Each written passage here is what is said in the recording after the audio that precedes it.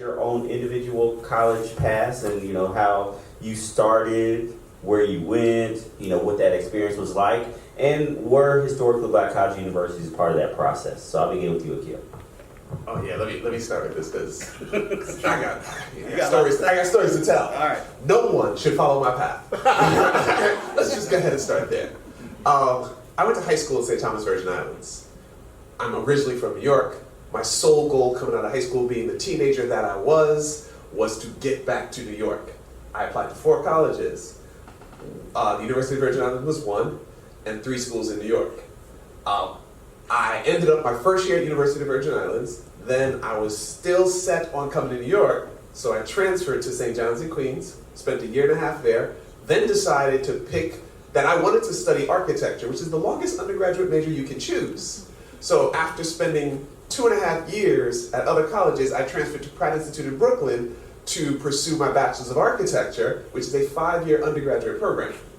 So I spent 7 years of college to get 1 degree at 3 colleges. So I went to 7 years of college, 3 colleges to get 1 degree. I don't recommend that for anybody. And you're not an architect. And I'm not an architect. To get 1 degree that I am not using.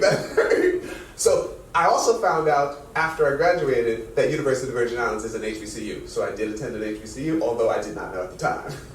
Why? Why did you know? Because I'm in St. Thomas. Ain't nothing but black people here. The school up the street, guess what it got? Black people. There was not a whole lot of question, which is also interesting to me. The question of, did you have a black teacher? Did you have black classmates? Or were there other black students around you invested in the culture of black people? It wasn't a question for me in high school or in my first year of college. I didn't really think of it until I started this work. And I think that is a significant experience for me because I never can enter the conversation of when did you have your first black teacher? It's like, what you mean, when did I have, ain't most of them? Like that was my experience. So it's a very different experience than many of the students I talk to today. Yeah, so I've had a somewhat different experience than you, Akil, but I have been educated in predominantly white spaces my entire life, my entire academic career. I grew up in a college town in Connecticut, in Middletown, Connecticut, where Wesleyan is located. So both my parents worked at Wesleyan. I was constantly on the campus. I knew a lot about the college process because my dad worked in admissions, so he actually refused to go on any college tours with me because he knew too much. So he would quietly excuse himself every time we went on a college tour so that I could have my own experience, which was really important to me.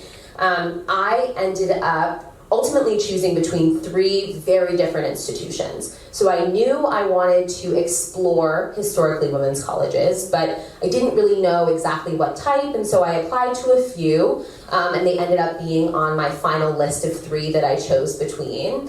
And then a place that was very close to home. In fact, it was pretty much my home. So I was choosing between Wesleyan, Spelman, and Smith. And so I had 2 women's colleges on that list, and I had an HBCU on that list, 2 PWIs. Ultimately, after some back and forth with my parents, ended up landing on Smith. But part of that reasoning, not because Spelman was not a wonderful institution and could have been a wonderful institution for me, I was really focused, and my family and I were really focused on where we were going to get kind of the money to make this all happen. And Smith ended up coming in with a really amazing financial aid package for me, and that ended up being the deciding factor for us. And I think for some families, that is the deciding factor, your financial aid. For other families, that's not. And maybe I would have made a different decision had that not been the case for me. But Smith ended up being absolutely right in my decision-making process. But I'm really glad that I fully explored what an HBCU could have offered me in my college process. And Akil, you are currently going through this process as a parent. Can you just kind of talk about some of the challenges and things that you're thinking about as you're going through this process with your son and what he's involved with? Sure. So I have 2 children in high school, so pray for me. One is a rising 12th grader, one is a rising 10th grader. I've been in and around college admissions and education for 30 odd years, so I thought I was set. right? But of course, children being who they are, they throw wrinkles and wrenches into the whole plan. So my oldest son turned out to be pretty good at basketball, but not 6'7". So we're navigating D3 athletics as part of our conversation, which has added a level of complexity to it that I wasn't quite ready for, right? And adding a level to this that I just don't know nothing about, right? So it's been interesting, but also the other thing is I want a lot of projects, and part of my work is college search and building search engines and things like that. It's really hard for me as a professional to figure out what education is my child going to get at this place versus that. So the challenge is, with all this data that's available in the world, admissions rates, test scores, none of these things actually tell you, do they teach my child well? They're all proxies, right? And that's been my biggest struggle. You know, I go through any of the search engines, I pick any of the college search sites, I put in criteria, they never let me put in the criteria I want, right? They never let me say, hey, who teaches business management the best? So that's been my challenge, right? So you end up with, you go through the search process, you put in all these factors, they give you a list of 300 schools. Like, I can't do nothing with that. You didn't help me narrow it down. 300 is just as annoying as 3,000. So I use a whole bunch of databases, but I'm struggling, right? I think one of the things we want to recognize is what's really important to you to help you narrow down college factors as much as possible. Apply broadly. Don't let anybody tell you how many you should apply to. Apply as many as you feel like you can and you can afford. And at the end of the day, like you're saying about money, it's a lot of the offers that are going to make the difference. I keep throwing out hypotheticals to my son. He didn't really want to play that game. He's like, okay, unless you tell me this school's offering me a spot on the team and the academics I want and the money we want, like, we can't really have that hypothetical, right? But we're playing a little bit of that game. But a lot of it, the data, the challenge to me has been the data that's available to me isn't the data that I wanted. And that's been hard, right? Because I felt like I knew the data, and it's not the personal parental data that I'm looking for. And just the last question, and if both of you can answer this, and then we want to open it up to questions in the audience, is given the wealth of knowledge you have for parents, families, students, if there was one piece of advice you would want to give them as they leave this conversation, what would that piece of advice be?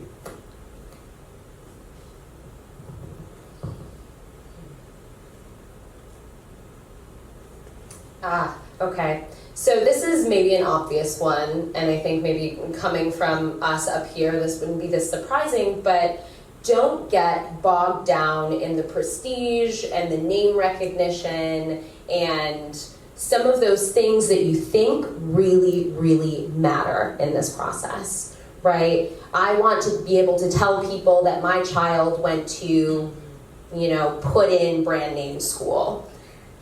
That piece, while it may be valuable and there are real elements that come into play with selectivity, something that I wish I had shared earlier with you all, is that selectivity and the data that kind of comes with selectivity, there are some real material impacts that institutional selectivity could have on your child's life, right? So if we think about the return on investment in terms of institutional selectivity, we see it having a positive ROI, return on investment, for Black families, for Black students, for Latina students, for women, and for families students who come from families who have fewer than 16 years of education. So that's real, right? But in terms of your child's experience, the institution they go to will not necessarily, in terms of selectivity, will not have a kind of net positive impact on their well-being, on their ultimate job satisfaction, on their lifelong happiness, right? That comes down to the institution itself and what it offers your child. So stay open to places you've never heard of before, institutional types you've never heard of or never considered. They could be the absolute right fit for your child. And I'm going to say it a little bit differently. I'm just going to quote Chuck D. Don't believe the hype. Like, I think everything in the college process just strikes me as hype. And if you dig into the meaning behind whatever metric they put in front of you, you will do better in understanding what's going on. If your child has a test score of whatever, 1,000, don't take that test score and its comparison to other children as meaningful. Find out what it means. Did your child get that 1,000 because under time pressure they added 1 + 1 and got 11? I'll tell you now, last week my son and I, we both sat down and did an ACT. Me with 30 years in test prep and him with 2 years, not even, right? With him with his high school experience. He got a higher percentage of questions correct. I got more questions correct. So who's better?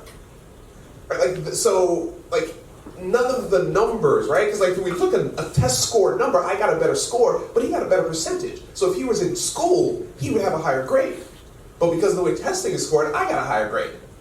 So it's a very weird thing if you don't dig into the meaning behind all these numbers. What does graduation rate mean, right? Graduation rate usually means, like, think about what's going to impact graduation. Financial aid, right? So it's so it might actually be a reflection of financial aid, not the school's academic performance. So in every single place they tell you a thing, I say you don't believe the hype, dig into what's going on behind it, and understand better what that means for you. Most students are going to have a 3.7 or better. So if you know your student doesn't have a GPA in that range, nothing is going to overcome their grades. If a student says, I have the cure for cancer, COVID, AIDS, and everything under the sun, but I have a 2.5, what they do outside the classroom is not going to overcome how they prepare themselves for high school. So it's also being realistic about how well has my student done in their high school. Like, there's going to be no selective school in this country that's going to say, you're the president of this, you have founded a business, you made all this, but it's going to overcome your grades. It just doesn't happen like that. So just being realistic about your academic performance, I think, is very, very important as far as thinking about the institutions that they are applying to. And then the final thing that, this is something we've been talking about, is just the mental health in the part of this process. So yes, you can apply to a lot of places, you get a lot of no's, but if a student applies to all the Ivies and then applies to Stanford and applies to 20 highly selected schools, what does it feel like if they're told no 20 times? So it's very, very important to be realistic in this process about what is the possibility to get into these institutions and build out a broad list of schools based upon information from college counseling, what you do as far as your personal family. Obviously, we're going to say this is a great resource to begin, but really saying what information can we gather to set our student and our family up for success in this process. Was there another question? Yeah.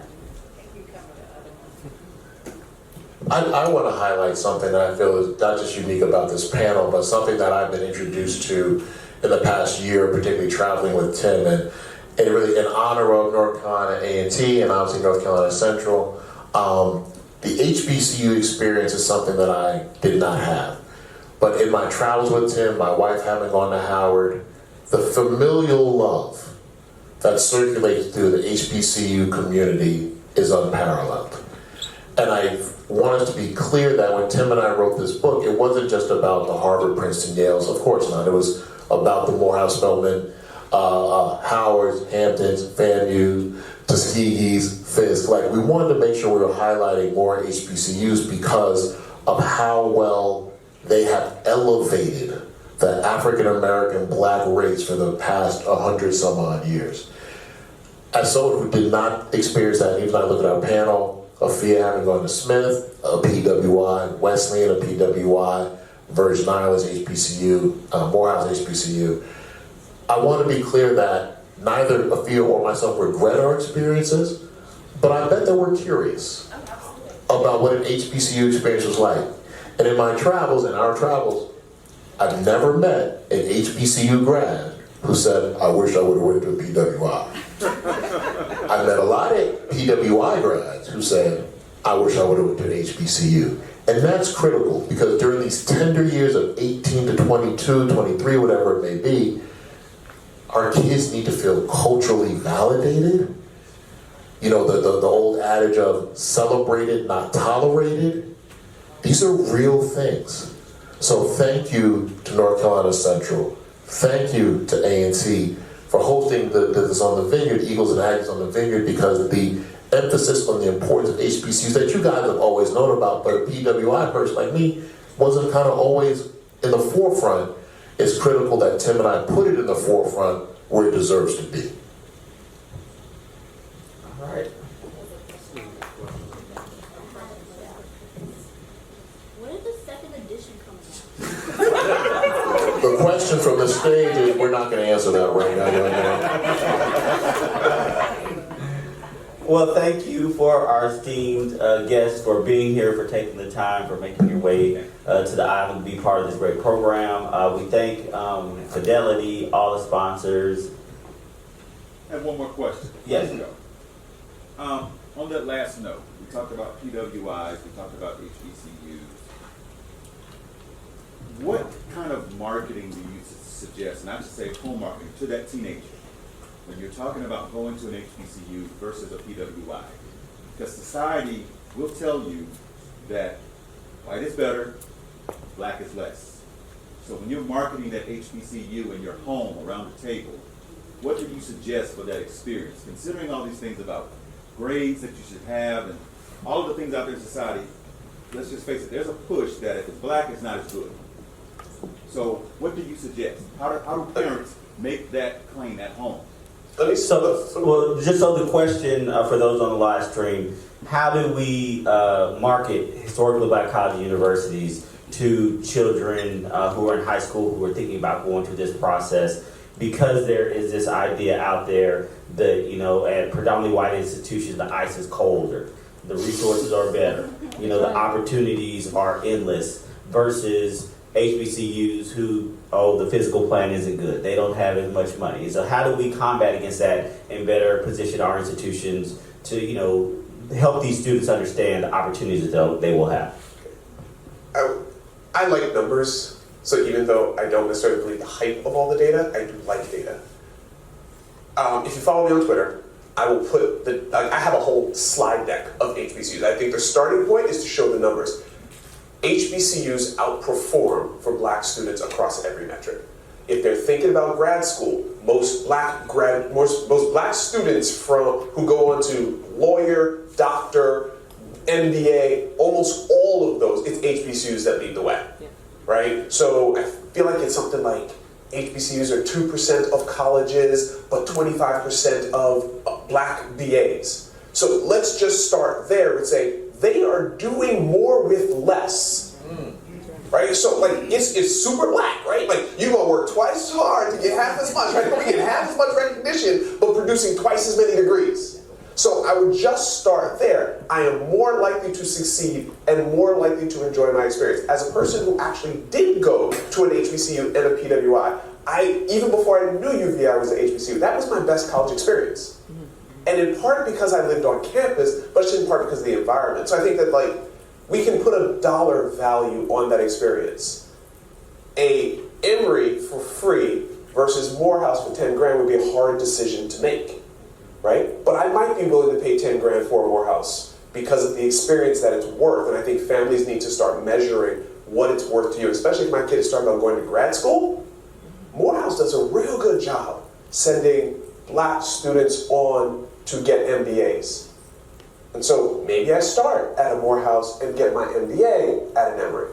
So I think it's important to point out those sort of data points as well as the cultural experience.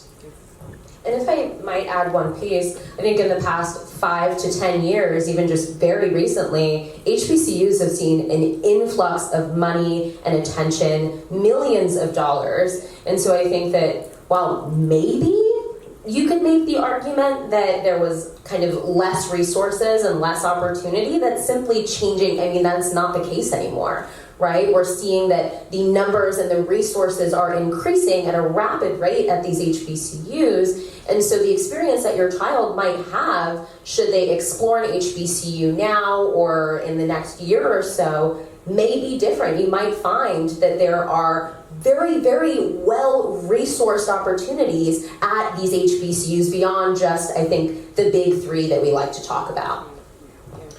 And the only thing that, I will add, and, as far as marketing is, I think we have to better highlight the diversity that is present at historically Black colleges and universities. Like when I think about my 40 years in life, the most diverse experience I had was my 4 years at Morehouse College. I met gentlemen who were from Trinidad and Tobago. One of my closest friends is from the Bahamas. I tell the joke that, coming from Dallas, Texas, I saw, guys from New York wearing Timberlands and it's 85 degrees. I'm like, what's wrong with y'all? Why are y'all shooting dice with 3 dice? How are the people talking differently in Los Angeles? So there's just diversity, and that's before you get into the socioeconomics. So the idea that you're going to an historically Black college and university and the premises, everybody couldn't get into one of these other institutions, they're all, from lower status, is not true. Like, there are international experiences that happen in historically Black college and university. There's students from all over the country, all over the world, who have different experiences. And I think, a lot of times there are Black students who say, I grew up in the suburbs, I went to a predominantly white institution, so I'm not Black enough to go to HBCU. And then when they finally get there, they say, I saw you at the Jack and Jill conference. I've known you since I was, 10 years old. Like, it becomes a real thing. And so I think we just need to highlight the diversity within the diversity we have and, really push the narrative forward that Blacks aren't a monolith. All right.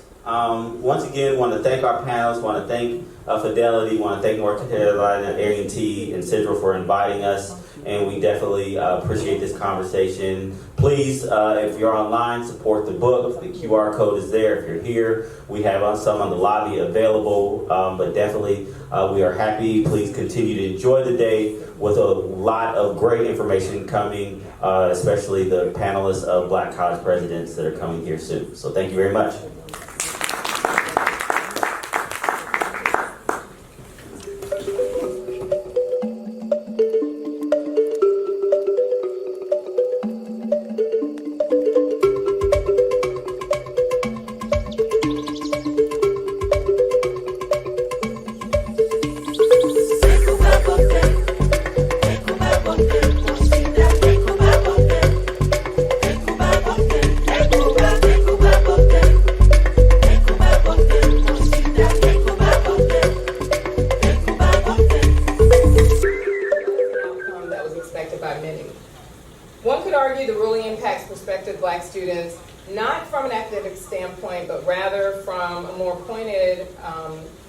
Direction where it affects their sense of belonging at PWI. For decades, research has shown that Black students, they primarily leave college or transfer really for reasons that are outside of their performance in the classroom, as their sense of feeling fully welcome and integrated into the campus culture can sometimes be elusive. Today, our discussion seeks to examine the topic in ways that go beyond the predicament that PWIs find themselves in. However, we're going to focus through the lens of the voice and perspective of historically Black colleges and universities. Today, I have joining me via Zoom link Dr. Javon Adams-Gaston, President of Norfolk State University in Norfolk, Virginia. Suzanne Walsh, Esquire, President of Bennett College in Greensboro, North Carolina. And here with me in the Strand Theater, Dr. Renaud Barrett, President of Xavier University of Louisiana in New Orleans. Before we get started, I want to show just a couple of recorded messages we have from HBCU presidents. So I'll let that play and then we'll get into our conversation. Hi, I'm Anthony Graham, and I have the pleasure of serving as the interim chancellor at Winston-Salem State University during the 23-24 academic year. I bring you greetings on behalf of the Rams family in Winston-Salem, North Carolina. I welcome you to the Aggies and Eagles on the Vineyard. I certainly wish that I could have joined you in person, but unfortunately, my schedule will not allow me to travel for this event. Nevertheless, I know that you will enjoy your time together while you network with one another and engage in critically important conversations designed to improve the work that occurs on the campuses of our cherished historically Black colleges and universities across the nation. As you engage in these discussions, I ask that you give thought to specific ways that each of you, individually and collectively, can assist our HBCUs with actualizing our visions and missions. How might we work in greater partnership with various influencers to ensure that our institutions receive the level of funding necessary to scale and deepen the impact that we have on the students whom we serve? At Winston-Salem State University, we are proud of the significant impact that we have on student success. According to the New York Times, Winston-Salem State University is ranked number 1 among four-year institutions in North Carolina for economic mobility. Of all the universities in North Carolina, Winston-Salem State University has a long history of recognition for our ability to enroll diverse students from all walks of life, irrespective of race, gender, socioeconomic status, or geographic location. We move them from one level to the next, helping them unleash their genius while making their dreams come true. I ask that you give critical thought to how we may engage in thought leadership and thought partnership to sustain and grow the significant impact of Winston-Salem State University and the other HBCUs across the nation. Once again, welcome to the Aggies and Eagles on the Vineyard. All of that is undefined, so at this point, we're still trying to see exactly what the lay of the land would be. But the implications for HBCUs are there. Now, there are other points about that, the fact that students who may not attend PWIs may attend HBCUs. We don't know that yet. But at this point, we're still learning to understand what the lay of the land is. Okay, Dr. President Walsh, can you hear me? I can hear you. I couldn't hear Dr. Barrett very well. Okay.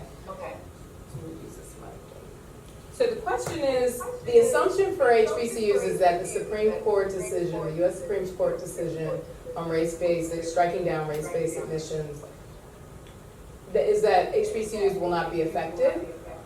That's the assumption. From your standpoint, what are the impacts of this ruling as it relates to HBCUs, their diversity, their founding, and their mission?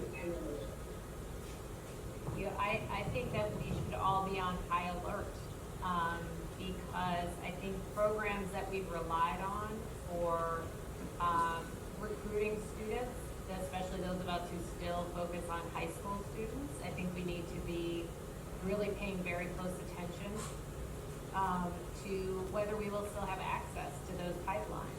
I think the other thing we have to pay attention to is I think that these cases, while they start with admissions, they're going to eventually look at employment. And I think some of these issues are going to start to creep into employment.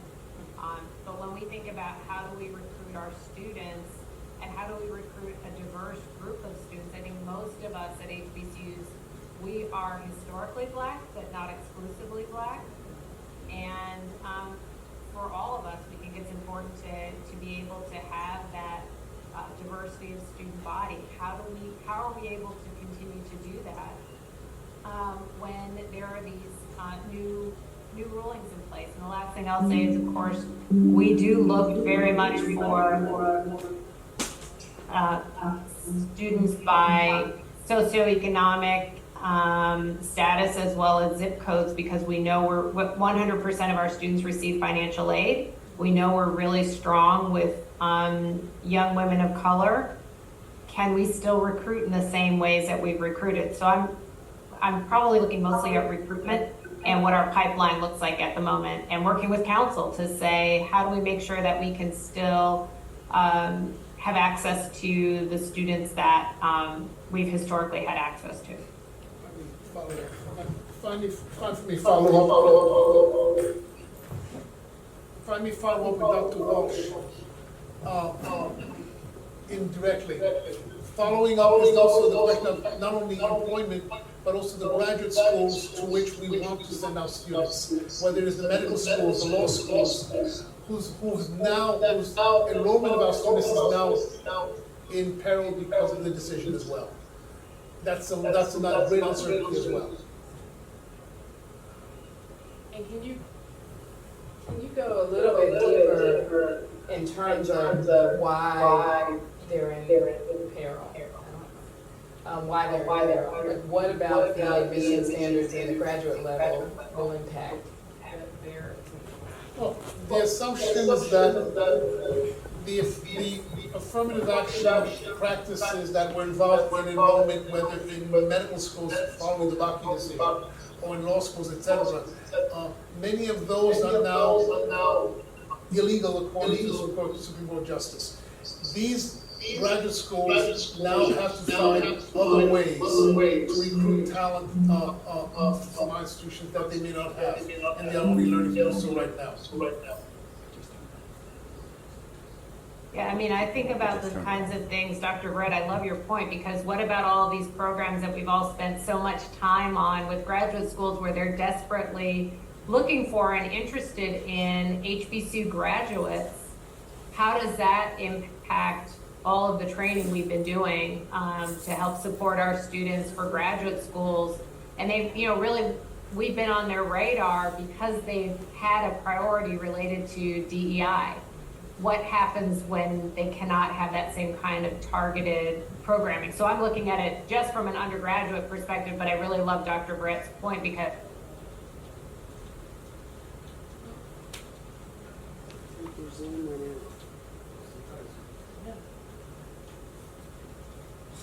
Okay, looks like we have lost the signal entirely. You all will hold tight. We're holding tight because we're not sure what is happening. But we'll try to get them both online, Dr. Adams-Gaston and President Walsh. If they send the same one back, they could rejoin. It just timed out. She dropped off though. And she was trying to come back. She was on the way. Adams-Gaston. She was in the way. She was. Okay. So if they could send it back, same one. I mean, they have it. Okay. They both have it. Okay. The link?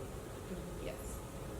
But I'm just wondering why she wasn't able to come back on the first time she got it. Maybe she did have the link.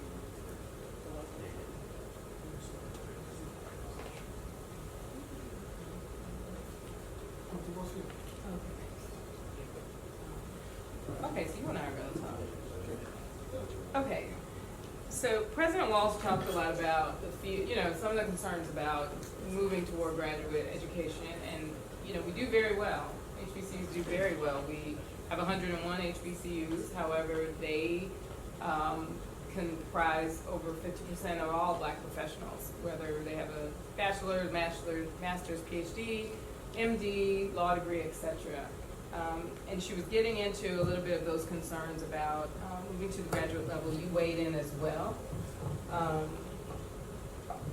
What can be possible remedies for HBCUs to get around that if diversity is the attraction for our graduate school, our graduate students, or students seeking attending graduate schools?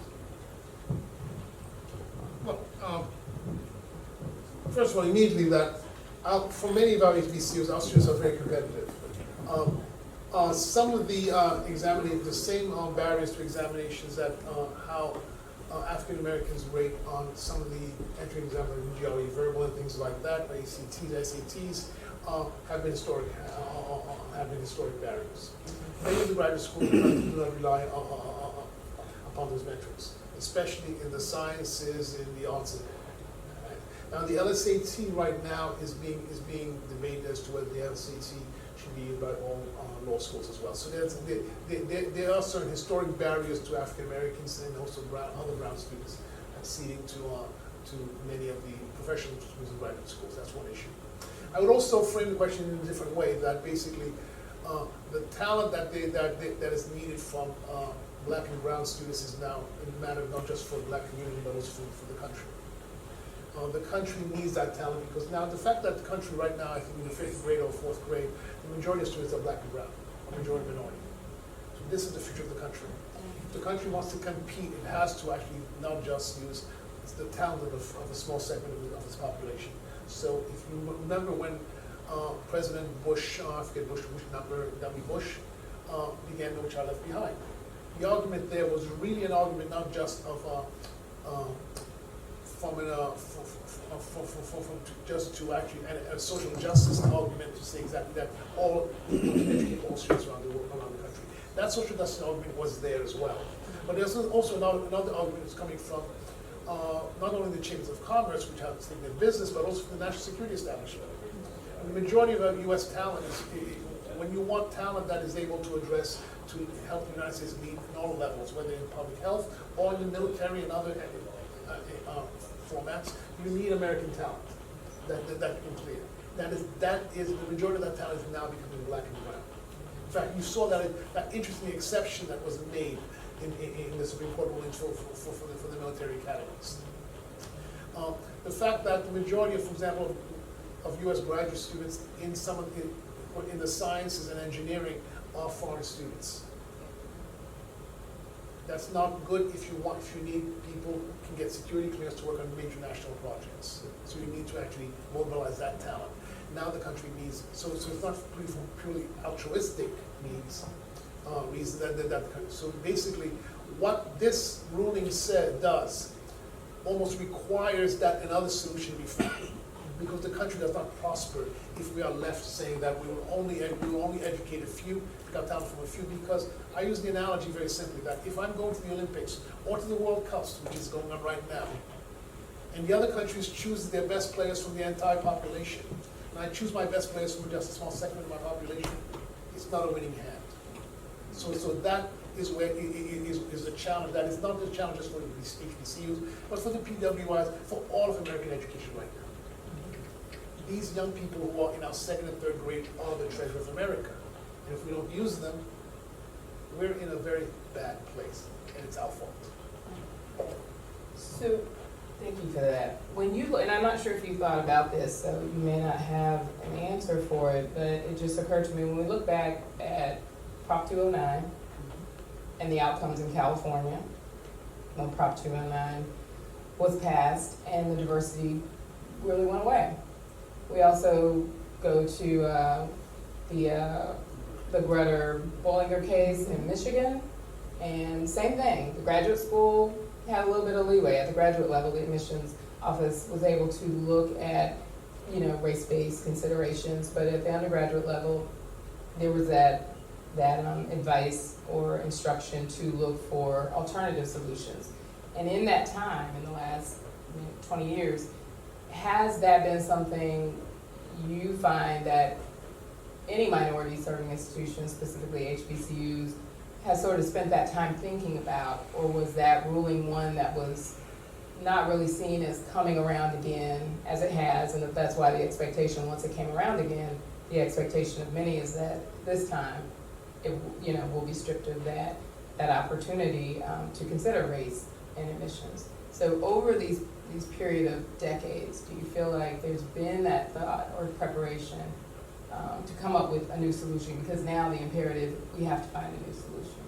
HBCUs have to find a new solution. I don't think there has been much thought, except in a few small places, as to what the solution was, because I think somehow no one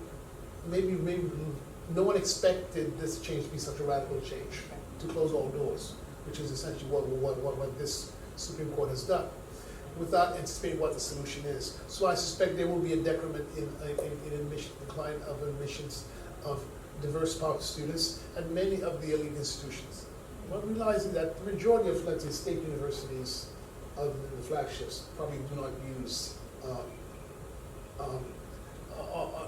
that sort of selective criteria that blocks out African American students.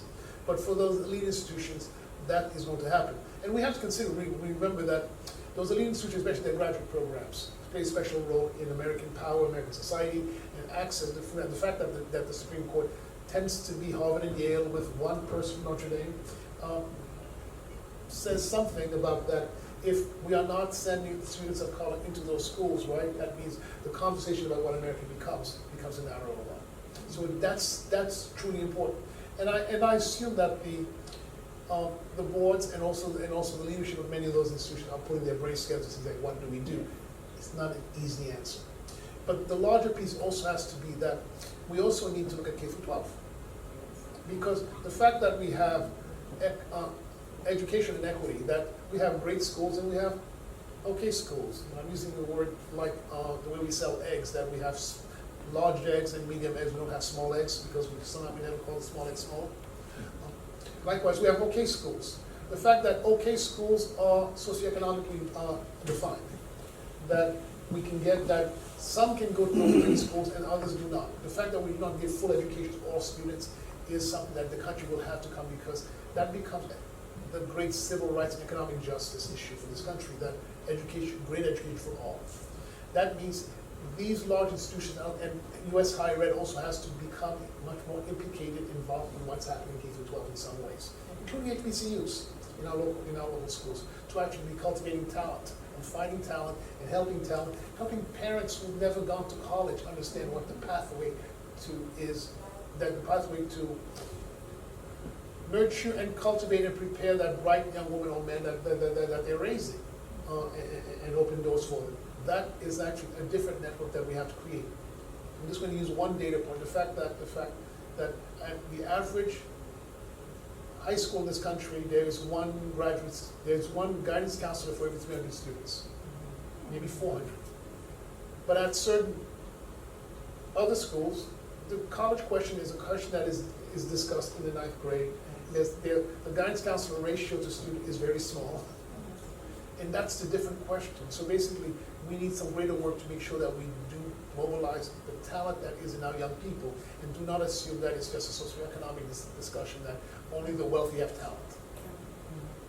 And we know that's not true. I use Ben Carson as a clear example. The fact that he was the brightest and the most the leading pediatric neurosurgeon of his generation.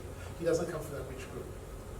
And I will even say that Steve Jobs was raised by Steve Jobs' father was actually a handyman. So I understand talent does not go according to socioeconomic group, and as this country continues to do that, it will lose its place. Yeah. No, I mean, it's a great argument, and I've heard the concern. President Walsh mentioned corporate, this can trickle in. She's an attorney by training, so she's looking at those implications for rights down the road that could be affected. And certainly when we're saying affirmative action in education, this is, UNC Chapel Hill is a state institution, so there's implications on state agencies, and it can go, it could feed into those areas. But as a whole, next on deck is Harvard, that is private, so what will be the implications when you're going after the admission standards of a private institution, where you sometimes feel like the latitude should be there, but this is the federal rule. And I would even add that the hiring standards of private industry, private corporations that have their DEI plans and want to mobilize and diversify their workforce. Will they be the next target of some legal attack to say that we need to restrict those doors as well? And the question that we must ask is to whose benefit would that accrue? Yeah, it's a lot to think about, and we're taking on a topic that is very new, so there are no answers out there. HBCUs, just like PWIs, are looking at what can they do, how can they somehow meet the challenge of what this ruling has created. One other question I wanted to ask is when it comes to the physical and the human resources, when you talk about brick and mortar, space on campus beds and for housing, and we see that a little bit now after the last administration or during, there was an exponential increase in, and it was mentioned in the first panel, of enrollments at HBCUs. And so meeting that challenge, and then with this ruling, possibly more students and parents who want their children to be in a space where they feel fully welcome and integrated into the campus culture. What are those challenges for that physical and those the human resources, faculty recruitment, things like that? As we grow, in fact, we had some growth even during the pandemic. The challenge of housing will become just housing residential facilities becomes an issue on many campuses.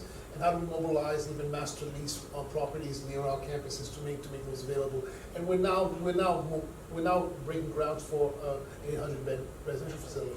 But we know that that may not be enough. But how we mobilize even space in our community and apartments of quality in our community, it will be the challenge. And I think it's a challenge for many HBCUs throughout the country. HBCUs, but a lot of privates as well.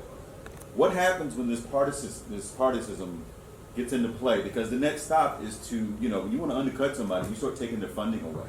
how do we go after these states, or what do we do as state-funded universities to help ourselves when the state of that respective university, is in trouble because the state chooses to cut their funding or lessen their funding based on other universities and especially PWIs within that same state? Well, to take a thought from the words of the mouth of Tip O'Neill, former Speaker of the House, that all politics is local. That even in most partisan state legislatures, right, they are elected by their states. They have a need to show that they are doing things for the economy, especially in states like Alabama or in Louisiana as well. The HBCUs that are there are significant part drivers of the economy in significant ways. And the reasons why industry relocate to those regions is also based on the education that they produce.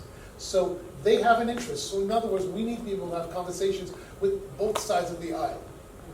And even in this partisan time, we need to be engaged in those conversations, because what I say, the economic imperatives, the imperatives for building the state versus other states will be driving the issue, and voters will see that.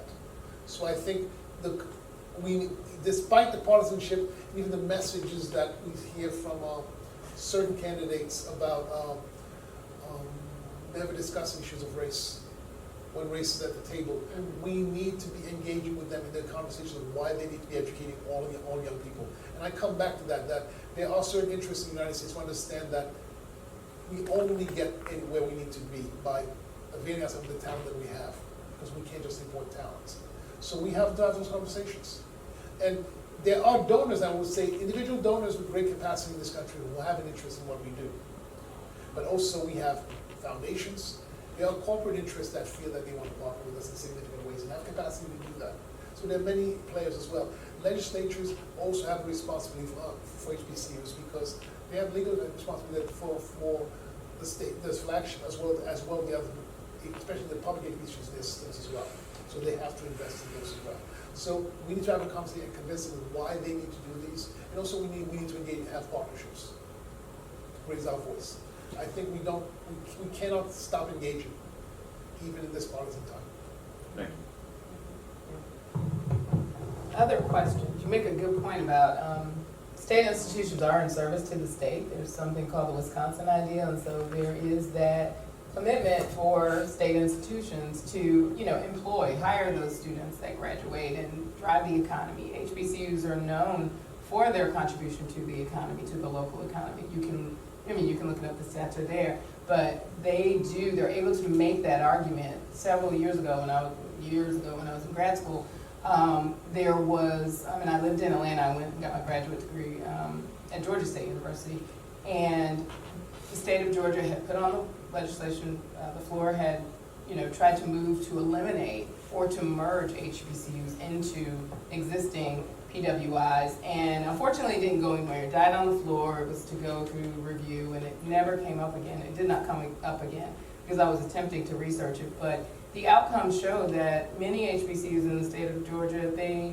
performed higher than their peer, they weren't really true peer institutions, but other PWIs, they were outperforming them. So you really couldn't eliminate or even roll them into those institutions when they were lower performing. So, it survived, but it's an idea that was out there. I do believe it could emerge again, but that was a remedy that at least the state of Georgia was seeking. And how HBCUs, one reason why HBCUs survived is because they were able to really show that economic impact that they had on communities. And all HBCUs do have. Let me share another thought, that we also have to be able to present our data. As Vicki mentioned, the economic impact of HBCUs, for example, a report done by the UNCF in association with the Thurgood Marshall Fund, showed the economic impact of HBCUs, both locally and also nationally as well. But also the other piece is the social mobility indices, how HBCUs have migrating students from the lowest quintile of the socioeconomic ladder into the upper 3/5 HBCUs league. In fact, Xavier was among the top 10 in the country. The impact of HBCUs in that economic development is important. For industries which want to come into states like ours, they are also looking at the capacity to educate talent in order to drive whatever the industry or the sector that they're moving, locating in your state. So the data of what HBCUs is doing for the state and is important that we are able to show that, and it is convincing. Other questions? One from the poll. What strategies can HBCUs employ when legal implications like Florida attack diversity fundamentals, even with one of the largest HBCUs, existing within the state?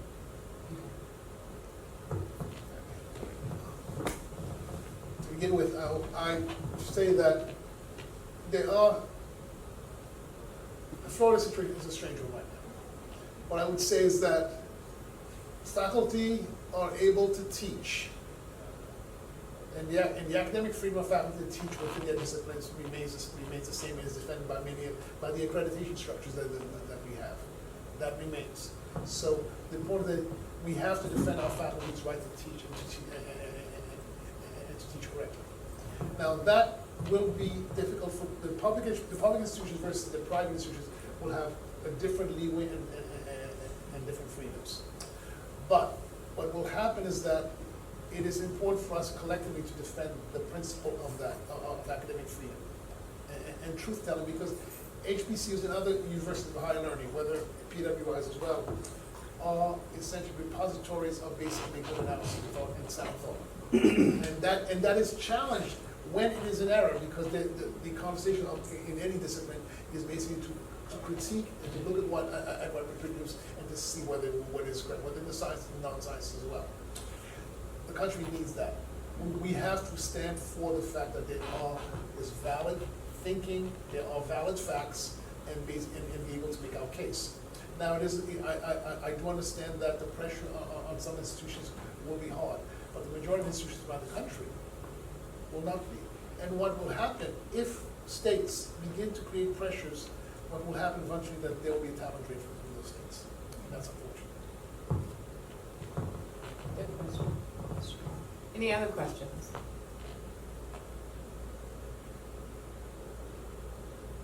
Okay, all right. Well, we are going to wrap up. We apologize for losing the Zoom link, but we did have Dr. Javon Adams-Gaston from Norfolk State University. She's their president, the university located in Norfolk, Virginia. We also had Suzanne Walsh, president of Bennett College, located in Greensboro, North Carolina. And of course, here in the Strand Theater, and we are so glad you were able to hold it down and answer so many questions so effectively, Dr. Reynolds Verrett of Xavier University of Louisiana in New Orleans. So if there are not any more questions, we will wrap with that. We very much appreciate you coming in. There probably will be audience members wanting to chat a little more about this topic, but try to get as involved as you can in learning more about this topic, hopefully, or the Supreme Court decision, because there are so many implications. And as the panel did express, all three of them, some of their concerns about this specific decision, because it really isn't just about affirmative action just from a, kind of abstract sense. It does really drill down to many, many things, including employment, attacks on so many other areas where diversity, where race is considered, and the solutions are not really there. And there's precedent, set in cases where we really did not move in a direction understanding, as Dr. Verrett put so clearly, that we did not know there would be this complete stripping of that opportunity. So now, as parents, as citizens, as faculty members, just anyone who has a vested interest in college choice, whether it's for you or a loved one, this is something to think about. It's something to really learn more about and understand how you can, as either an alum of an HBCU, a friend of an HBCU, just a general supporter of an HBCU, can lend your expertise, lend your dollars, lend your talents and time to really come up with solutions where students do have some great choices still in terms of the way in which they want to evaluate where they end up in college. So thank you again, thank you audience, thank you everyone on the live stream. And we will take a break and come back with an interview. We're going to move into HBCU athletics, so that'll be our next panel. Thank you.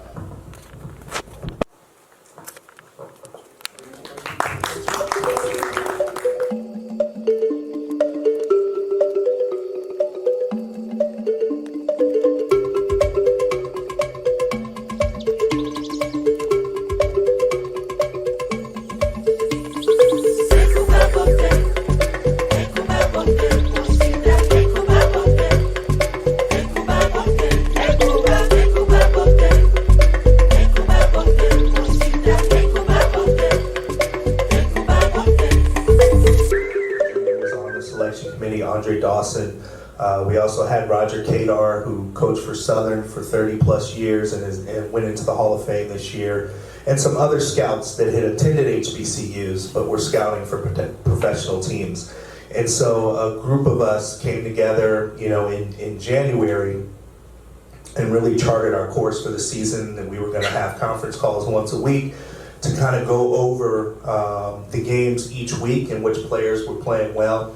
And so that was kind of our process with the selection committee, and we got to the early part of May, and we formalized the list of players that we've been watching and going to see, and we came up with a ballot and then selected the players. And so for the players that are interested in this next year, we received permission from the NCAA to host 50 Division I athletes, and so that was the group that we focused on. The HBCUs that were Division I baseball players, which was the SPAC, and then formerly the MEAC. There were 4 teams playing in the Northeastern Conference. So those 17 teams, plus North Carolina A&T, we chose players from each of those teams, and we made sure that each team had at least one representative. Okay. So, forgive my ignorance, but will it change locations with the All-Star game, or will you just change it if it's not connected with the All-Star? So the plan, the All-Star game is in a different location each year. Next year it'll be in Dallas, Arlington, Dallas. So the plan is for us to host the game at the ballpark in Arlington, and we'll be in Dallas, which is HBCU country. So we'll be a little bit closer to where a lot of the HBCUs are. And the next year, they haven't announced where they're going to have it, but it'll be probably somewhere in the South. So we're looking forward to taking the event each year to wherever the All-Star game is. And hopefully we'll continue to get the support and the success of the community. And it's a great event and a great opportunity for those players. Right. I imagine it's a great experience for them going to Seattle or wherever they're going to be going. But how does this play into getting them out there, getting them with some exposure, and possibly looking for recruitment to get more African Americans into baseball? Yeah, that's a great question. When the kids are chosen and they have a chance to play on TV, to come to a ballpark, interact with the kids that are there at the stadium, the kids get a chance to see players that look like them. And so the fact that they're in college and at HBCUs, I think it makes it even more enticing for those kids to know that HBCUs are a viable option for them to have to get a great education, for one, but two, to also have the platform to potentially play in an all-star game like this. And so that's part of the reason we wanted to host the game. The other part was the fact that doing it at All-Star and raising the profile for HBCUs. I think the NBA does an HBCU All-Star game as well. Historically, a lot of football players, NFL players have gone to HBCUs. And so we really just wanted to raise the profile for HBCUs through baseball. And then for the African American players, something we wanted to do is just, highlight that African American players historically have played this game. HBCUs are a viable option for getting your education. And what we've seen is actually, because of recent rules, a lot of kids are now transferring into HBCUs, or they'll play at a university or a junior college and then they'll transfer in. So the HBCUs have become a viable option. They're extremely competitive. They play good schedules. And so just to highlight what's going on in the culture now, I think has helped raise the profile and something we're extremely proud of. I know we have a reel, but I'm not sure if it's queued up. So maybe we can cue it up while I ask the next question. So we were talking about men in baseball and black men in baseball specifically. And according to the Tides statistic, Major League Baseball has a smaller percentage of black players now than it has in any year. Let's try this again. Okay, we can hear you. Here we go. Oh, man. Okay. All right. All right. But basically what I was... Okay, all black players made up 18% of MLB roster in 91. And in 2022... I think they're going to run the reel, the athletics reel. Do they know we're talking? Kind of talking about Can they hear us? my experience with North Carolina Central, obviously being a Virginia grad, played ball there, and now on the media side, the way it's Unitely, bring you. It's a contest. Guess who's talking? There we go. Virginia. I heard Central. Okay, they stopped. Yeah. All right, so the stats aren't so good. Okay, so in 1991, 18%. Josh. And on open day of 2020, they composed of 7.2%. So they're saying that the last year, for the first time since 1950, 3 years after Jackie Robinson broke the color barrier, there was not a single American-born black player on the roster of either team in the World Series. Where are my black men in baseball? Yeah, obviously disappointing with that number when we saw it, and with the World Series not having a representative, something that kind of stung, to be honest. And so, in the space that I work in, I see hundreds and thousands of young black kids that are playing the game, and what we've tried to do through the programs that we've created is take away the financial burden it costs to play the game. Youth sports in general has gotten more expensive with AAU and travel ball, select ball, those sorts of things. And so what we've tried to do is work with USA Baseball to really take away that barrier so that underrepresented kids have the same opportunity as others to show that they have the same ability, if not better. And so we've done that through the various programs that we have. Each year, we see players that go into college, that go into the professional ranks, and so we're working on that number. I don't know that we'll ever get back to the high teens, but this didn't happen overnight, and we're not going to be able to fix it overnight. It's kind of like turning a ship, and I think as we are going right now, we've recognized the problem, we've addressed the problem. And now, hopefully, we're turning this around in the right direction to get the number to start trending back up. I'm confident with some of the recent successes that we've had in the draft this past year. We had a number of African Americans that were drafted in the first round, a high percentage more than we ever have before. In the previous year, 4 of the 5 first players taken in the MLB draft were African Americans. So we're seeing fruits of our labor, and it's getting better. It's just going to take some time because of the process through the minor leagues and then eventually to the major leagues. So, baseball is a great game to be played. There's longevity in the sport at the highest level, and I think with some of the rule changes that we've seen recently, we're going to start to bring back speed and athleticism to the game, which is kind of right in the sweet spot for the African American players.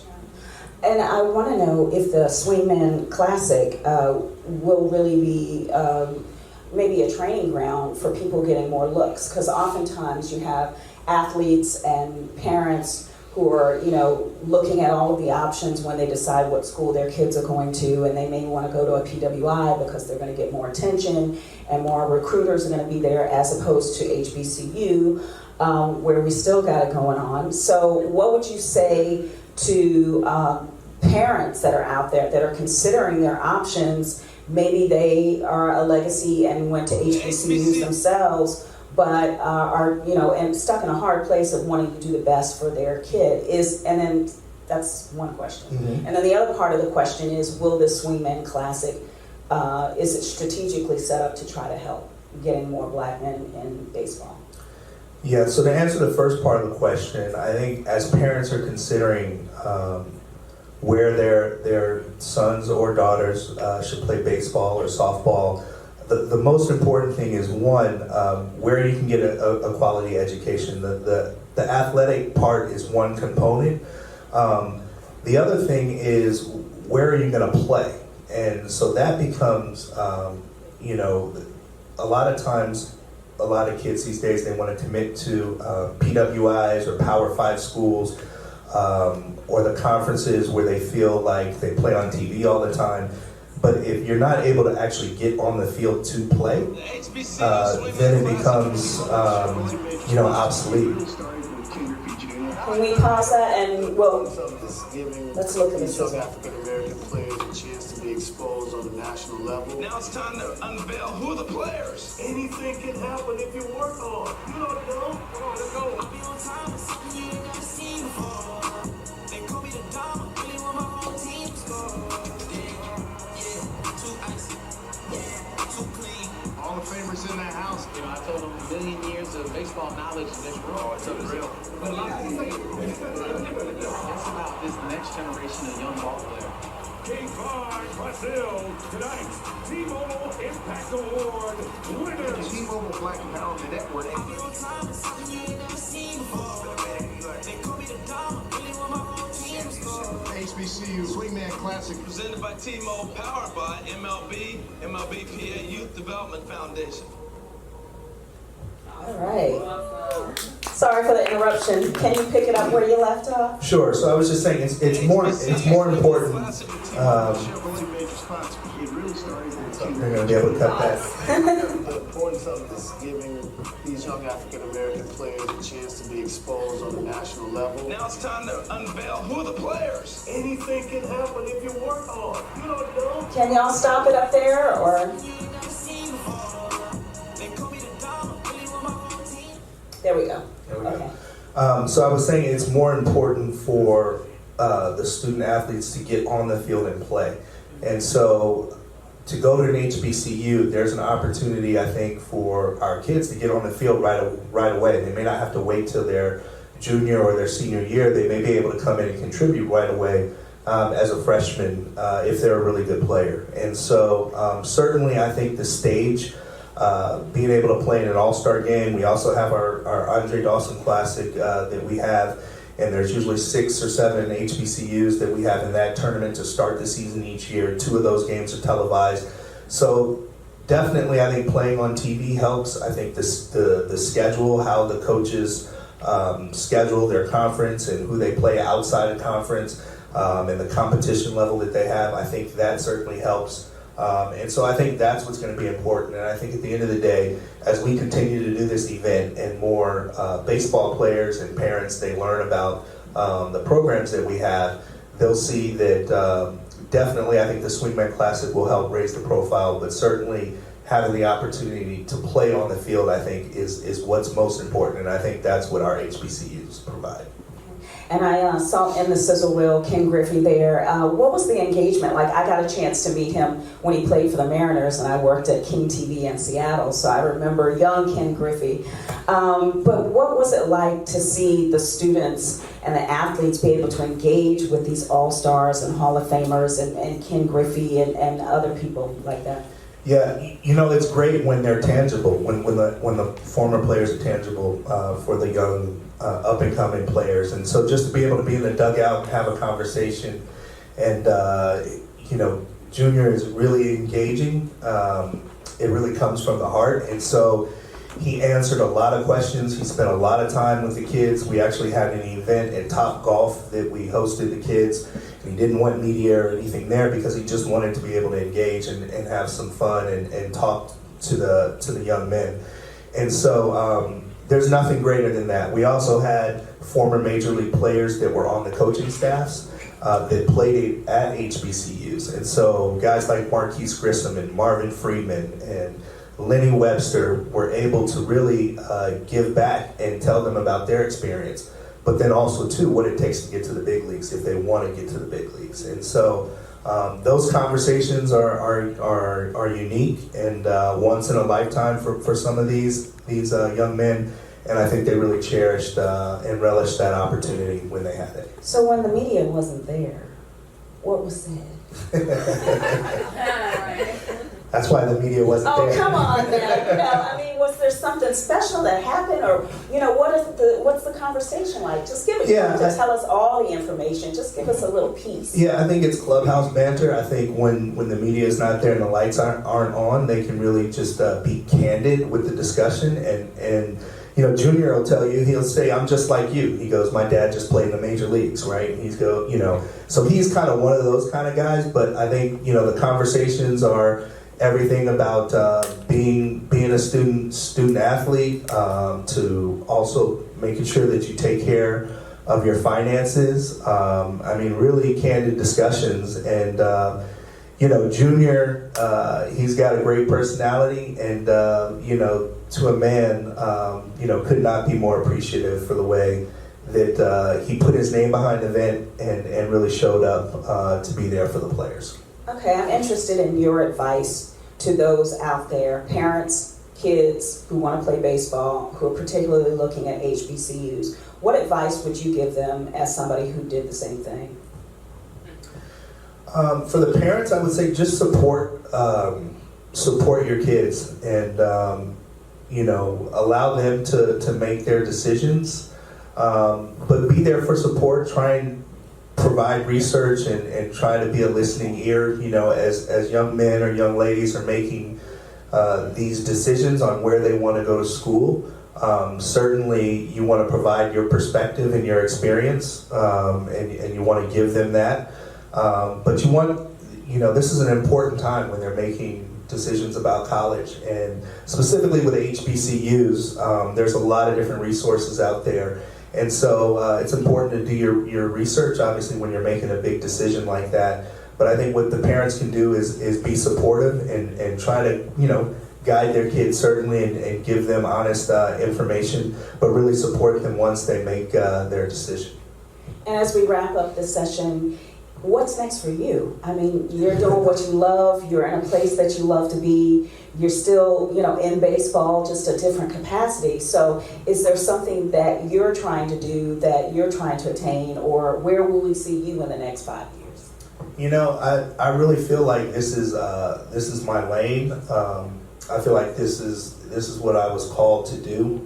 When I think back and look at my experience as a player, growing up in a major league clubhouse, having the opportunity to go to an HBCU, play professional baseball, I definitely think I'll be attached to the game, for the length of my life in some way or another. And I love doing what I'm doing right now. When I wake up every day, like I said, and go into the ballpark or go to an event, and have the opportunity to represent Major League Baseball, there's really no greater feeling. And I've got a great group of individuals, great team that I work with that makes it a lot of fun, and we're doing really good work. We're sowing good seeds in a strong foundation, and we're hoping to be able to harvest here in the future of black baseball and see more players going to college and getting to the professional ranks. Well, thank you so much, Dale Matthews. We appreciate you spending the time with us and the audience out there, the streaming audience and the audience here at the Strand Theater. And for now, I'm April Woodard. Thank you so much for joining us.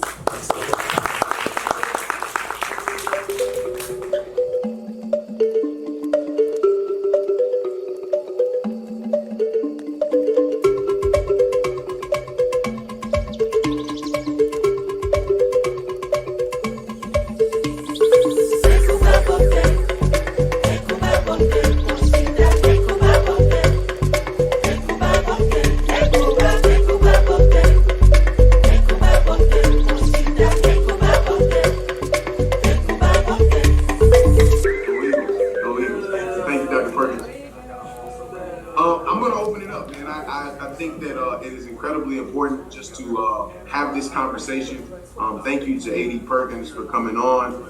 Thank you to everybody that is there in Martha's Vineyard. Just a little bit about myself and why I'm here. My name is Joshua Sims Sr. I talked about it a little bit in the beginning of the conversation with A.D. Perkins. I'm a third generation North Carolina Central grad. My grandparents attended this institution. My mother and father attended this institution. And then my wife and I, we attended this institution. And so there is some things there. There are some great things that this institution permits for us. And to see North Carolina Central Athletics in the direction that it's going in on a day-to-day basis. I work specifically in marketing and advertising for some of your favorite QSR brands. I worked specifically with Hardee's and Carl's Jr. I worked with Jersey Mike's and now with Bojangles. And so if you're in the South or you're inside the footprint, any type of advertising that you guys see from Bojangles is done and curated by myself and my team. And then last year I had the distinguished opportunity to create a media brand called HBCU Nightly. And HBCU Nightly covers unapologetically HBCU sports on the major and the mid-major level. Had the distinguished opportunity to interview some of the best coaches and athletic directors and players and outright stakeholders who are involved in this thing. So everything from NIL to branding to marketing to advertising to literal local store, locally generated geo-targeted media that helps to be able to push forward the athletic perspectives. These are the things that I work on a day-to-day basis, both on what I do on the QSR side, but also in the media side. So this is an opportunity for us to be able to have a conversation. I'm looking forward to a conversation. I want to open it up to any questions that anybody has, specifically around branding and marketing, advertising, NIL, anything that you guys have as far as a topic, I'm open to it. And I failed to leave this out. I also played football in North Carolina Central from 2009 to 2012, played wide receiver and punt return for the Eagles then during that time period. So I have a distinctive opportunity and kind of perspective and insight as it pertains to being a player. I also coached high school football. Was one of the youngest head football coaches in the state of North Carolina at the time. And then also kind of moved my way over to the media side. So 3 levels of information and insight. I want to open the door up to any questions that anybody has. And I want to see what everybody thinks about where the state of athletics is at this current moment.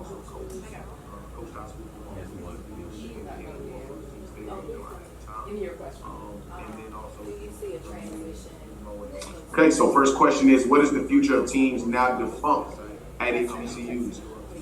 Let's talk specifically about the biggest elephant in the room as it pertains to defunct programs at HBCUs. We did see a large caveat of baseball programs at HBCUs kind of go defunct or really just move their way out of it. A lot of this is a double-edged, a kind of triple layer conversation.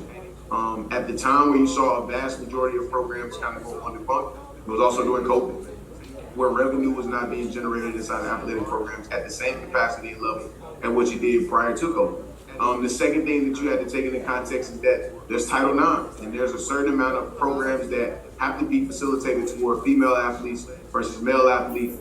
And then you have the travel and the cost and the overall expense part, along with it being revenue, as it pertains to those programs as well. So when you look at those programs, there are a lot of programs that are definitely on the cusp of being able to bring those programs back, some of those programs that they lost back. It's going to take an incredible amount and a justifiable amount of investment from HBCUs, from the alum, from the supporters, from stakeholders and investors there in the area. And if that can happen, I believe that is something that can be able to bring back those specific sports. In thinking about whether I see a transition in less predominantly black sports, such as golf and swimming and so forth. I grew up playing golf. And outside of football, golf was my second sport. When I wasn't in football season, I was playing golf, I was competing in golf. And so to see North Carolina Central in particular, because I don't very much follow the school down the highway, North Carolina A&T, no disrespect. But I don't follow too much of what they have going on outside of the sports that we absolutely know them for. So I definitely see how much branding, but you can obviously see at an institution like North Carolina A&T, who had the opportunity to add a prospect like a J.R. Smith that brought branding and attention to the program. And those players having the skill and prowess that they already had coming there, you add in a J.R. Smith who can bring in some branding and some attention.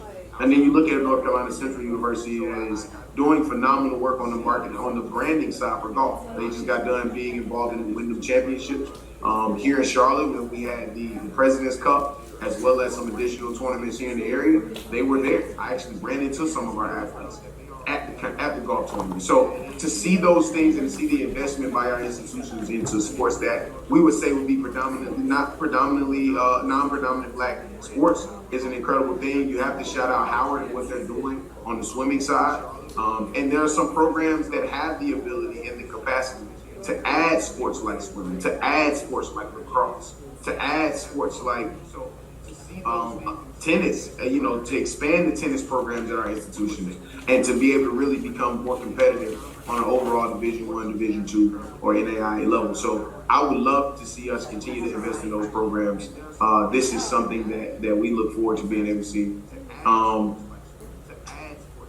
let me see. I don't see any other additional questions. If anybody else has any additional questions, please let me know. I'm here and would love to be able to answer those questions. One of the things that I did get a question for offline was about NIL and the impact that it has on HBCU athletes. And I just want to take a moment to kind of chime in and talk about that. As I have had the distinguished opportunity to start and complete the NIL deals from the media side. On the Bojangles side, even more than just NIL, but actual endorsement deals. Just finished doing Bryce Young, who's the #1 overall pick in the NFL draft. Just got done completing his. From a national standpoint, those endorsement deals are going to continue to be the streamlining focus for national brands. And even brands who may not be a national brand, but they have a large enough footprint.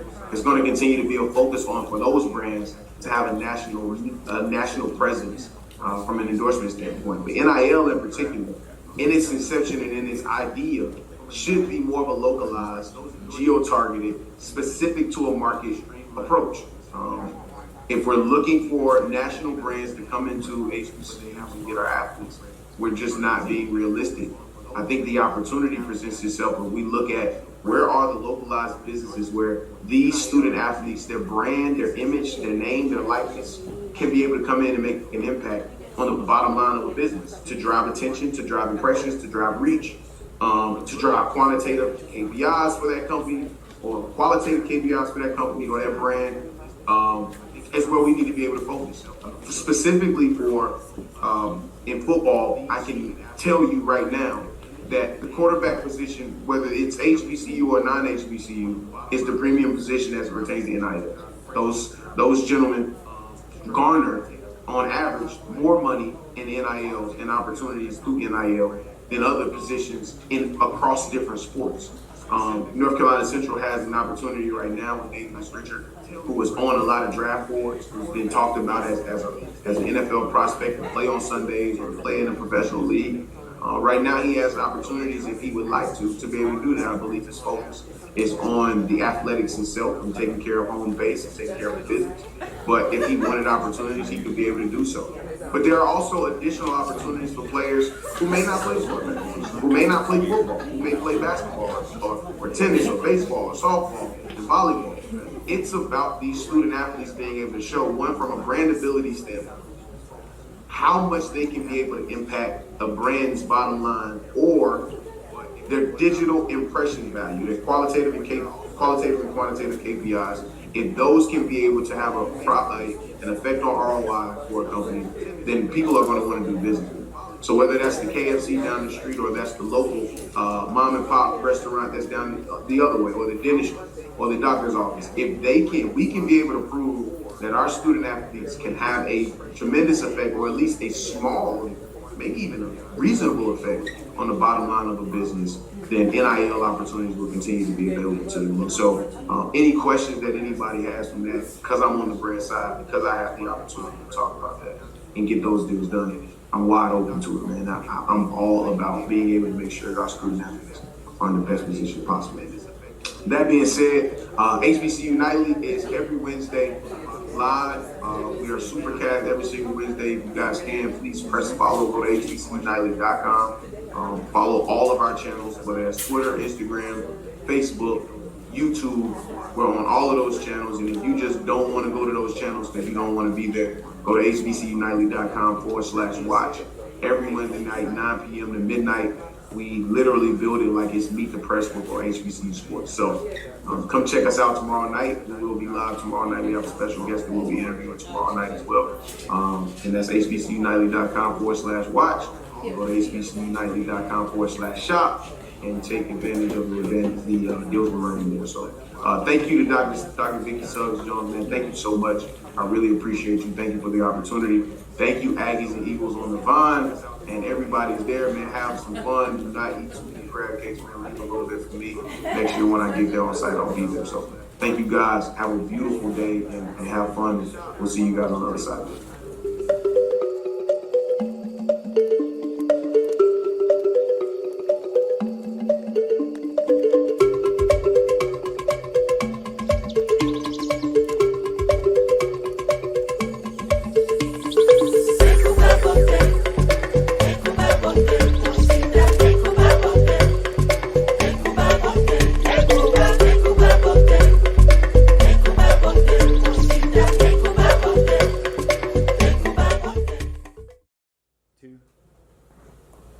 Hello everyone, welcome back. I am pleased and excited to introduce these two wonderful women of our title sponsor, Fidelity Investments. For those who have been watching, you saw some riveting information about Black families, college admissions, had a great turnout for sports because everybody loves sports.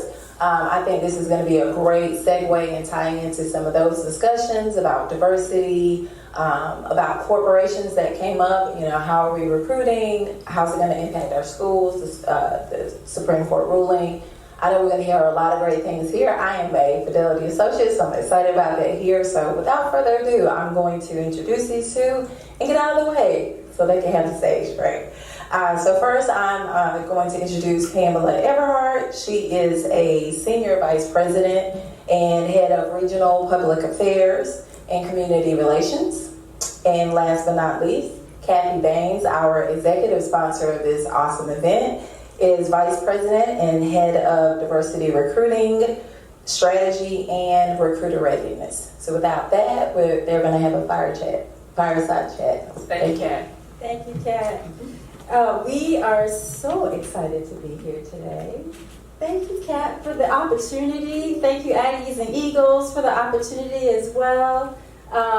As Kat mentioned, we are an executive sponsor of the event, and we are very proud to be a part of it as part of our HBCU initiative. Again, I am Kathy Baines, and I am so honored to be here with my partner here, Pam Everhart, as part of this fireside chat. I just wanted to give a quick shout out to our Fidelity family in the room. So Pam, want to give you an opportunity to introduce yourself. Sure. So Kathy, I'm so delighted to be here with you. We have been partners doing a lot of work for years.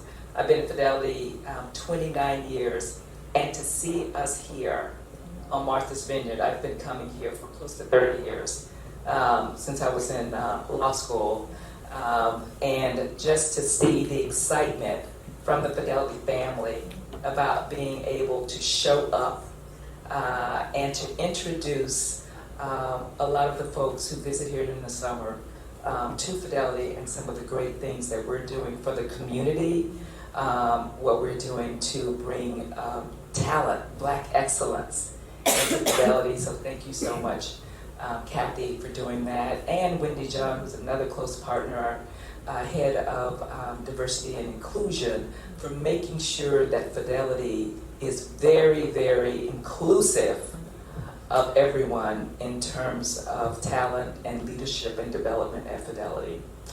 So as I mentioned, I've been here at Fidelity 29 years. I would have never, ever thought that I would have been anywhere for 29 years.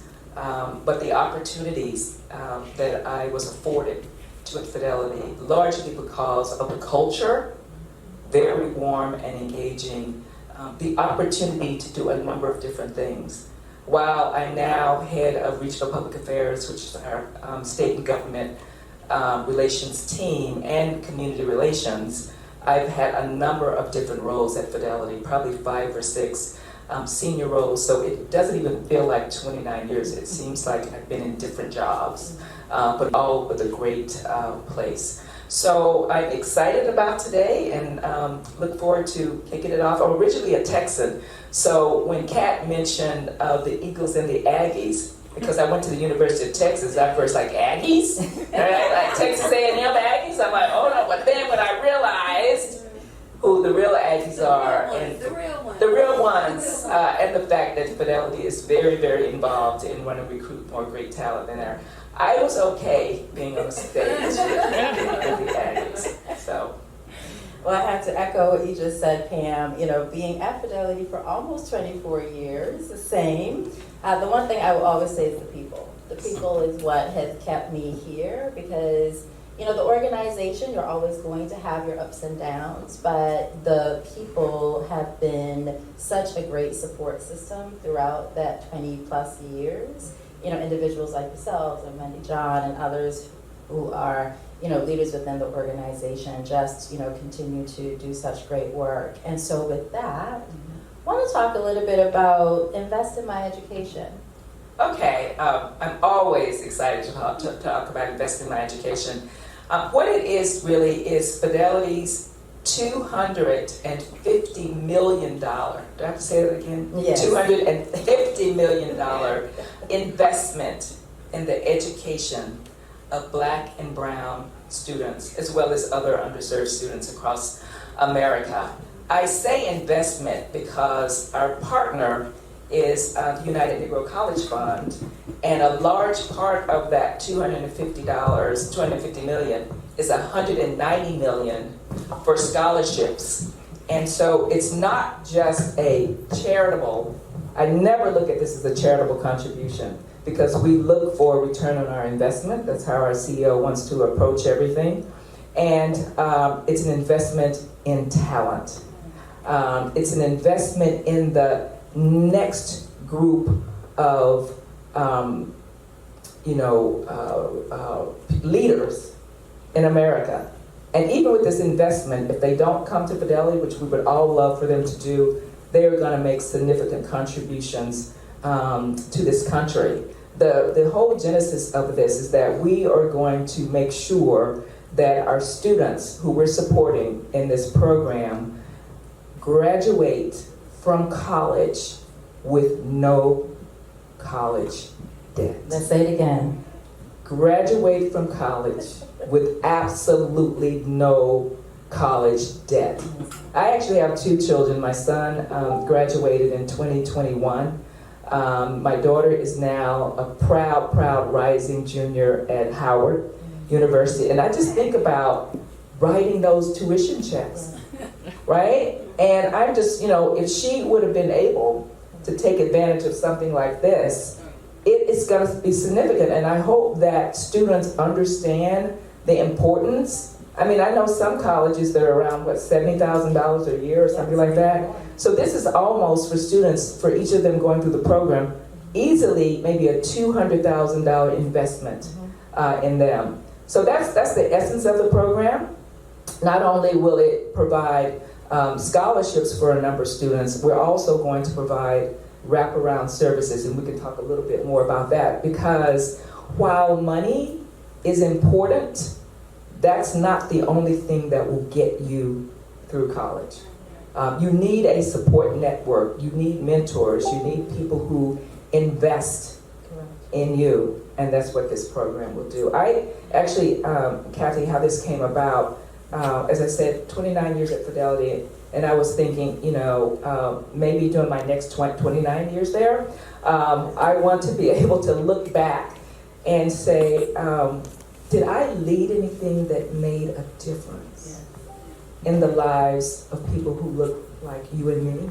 I'm leading a number of significant initiatives, all important to Fidelity's customers, broadly, to the firm and to our employees. But will it get to making transformational change in the lives of people who look like me. I was fortunate when I went to college down in Texas. I had the opportunity to get a scholarship. It was due to my high school counselor. Helped me get into the University of Texas. I was good in math, so she helped me think about my major, which is accounting. And then not only did she help me with that, she sought out scholarships for me. So as a result of that, I was able to graduate from the University of Texas with no debt. And what that meant for me is that when I started work, I started on the same level as others, some of my white colleagues whose parents were probably fortunate enough to pay for their college debt, so they could start saving early. And you know, when you have college debt, it's hard to try to figure out, do I pay? How much do I pay on my loan? How much do I save? I got rent and all of the other expenses as someone starting fresh out of college. But because I had no debt, I was able to start to save and start to invest. And as a result, at 24 years old, I was able to buy my first house. 3-bedroom house, 2-car garage. Let me tell you, I thought I was doing it. But it was because I didn't have that debt. And what it allowed me to do, and now I look back at my family and everything I've been able to accomplish, I'm hopefully starting a pathway so that I can pass down generational wealth to my family. And that's what this program is about. Fidelity wants to make sure that everyone lives their best financial lives and to put them on a pathway to generational wealth.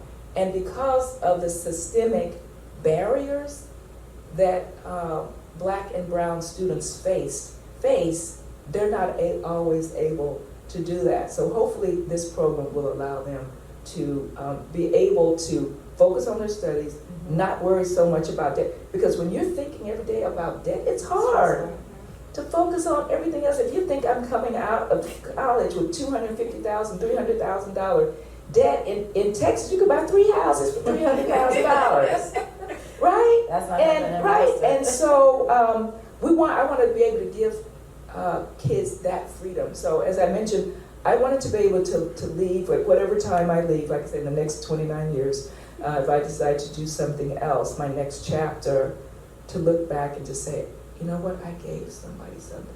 I gave someone something that I had. I was just happened to be fortunate, once again, that my college counselor invested in me and took the time to find scholarships for me.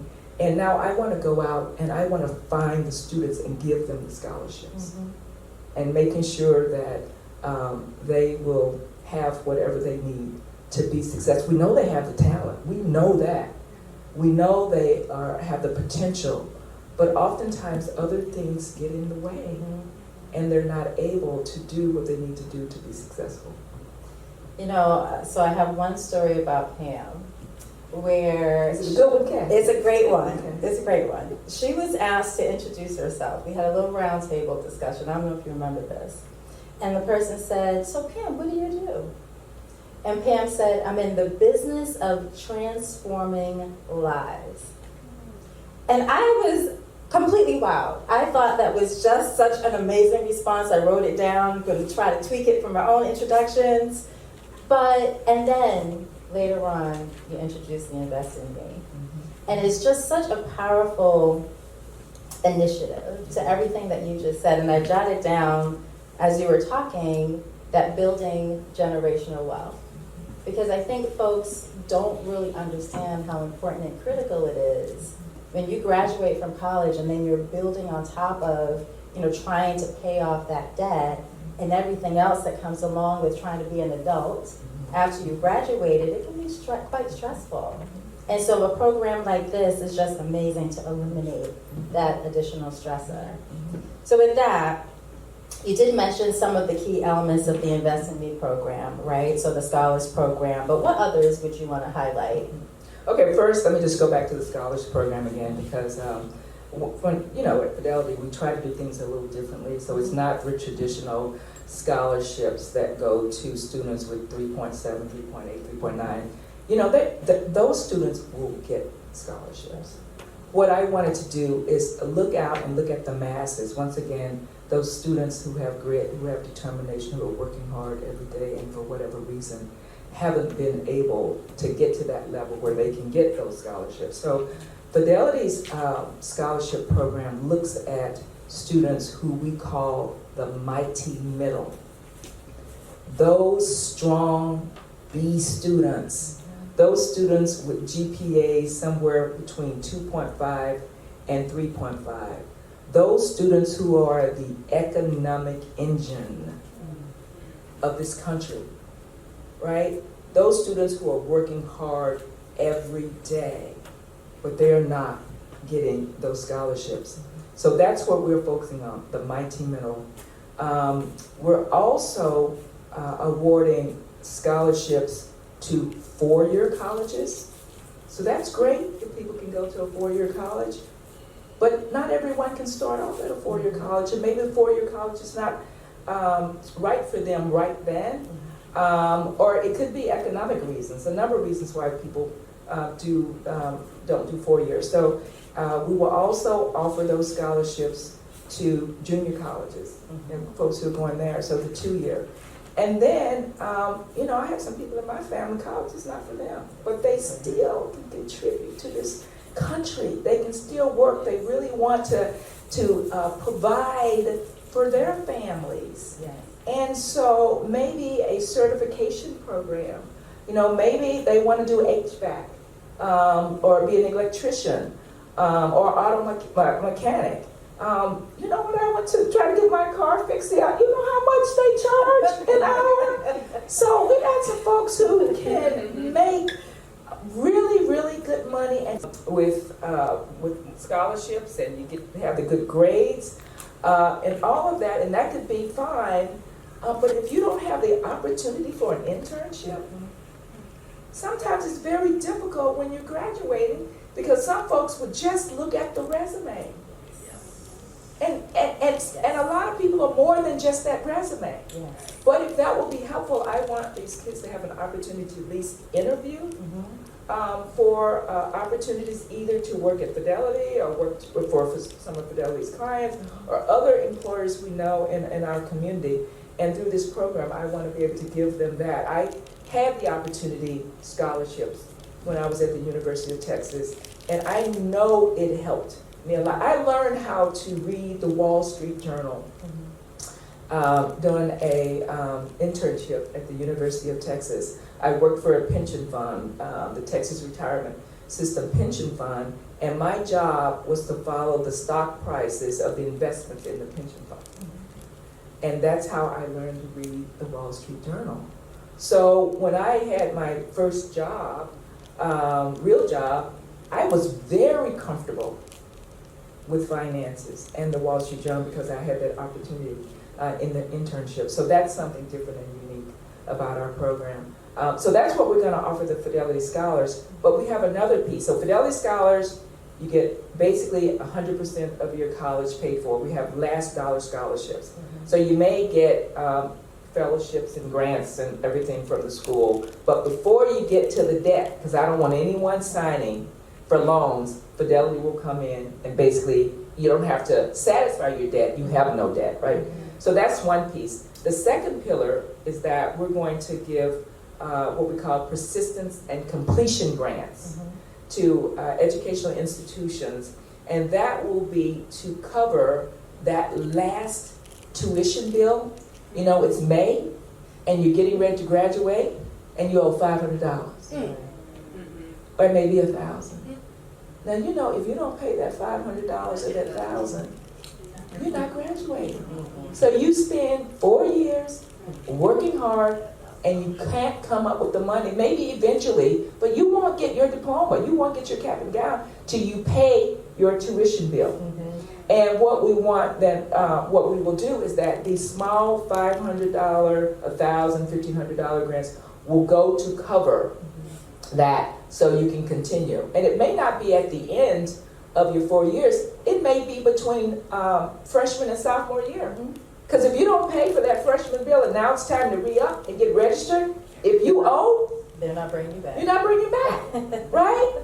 And so we will cover that. And then finally, the other piece of the program, which I think is great, we will provide what we call ecosystem building grants.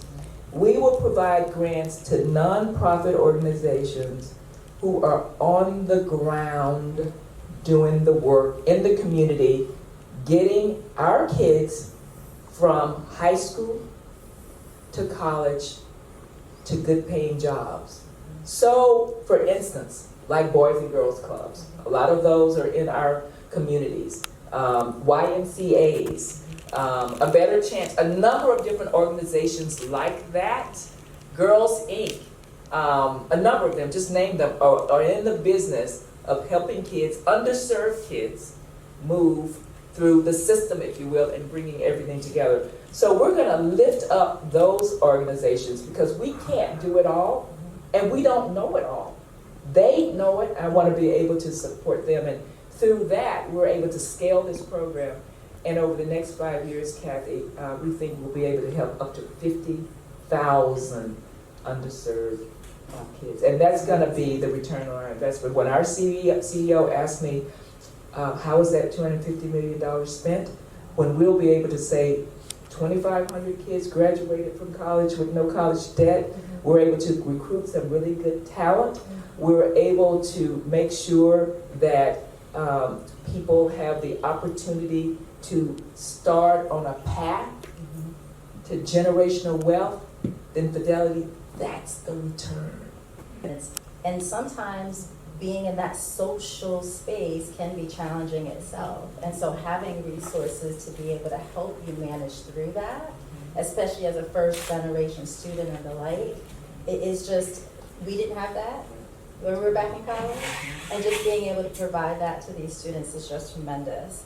And then, you know, I have to also reiterate that message as you know, in my role in seeking diverse talent, you know, really reinforcing that those internship opportunities are so key. Talk to your advisors, talk to your professors, try to understand if there are any internship opportunities that will help to land you an opportunity like at Fidelity or other companies post graduation and the like. And so wanted to reinforce that because oftentimes I think the students gravitate rather to the other types of jobs, the targets and the so forth, which is great, but you really want to build those resumes and build those skills so that you are competitive with those competitors. So thank you for that. So one of the other burning questions is, why now? Why is Fidelity doing this now? Well, you know, first of all, Kathy, I'd like to say that Fidelity has been supporting communities for over 7 years. We're what now, I think 77 years old.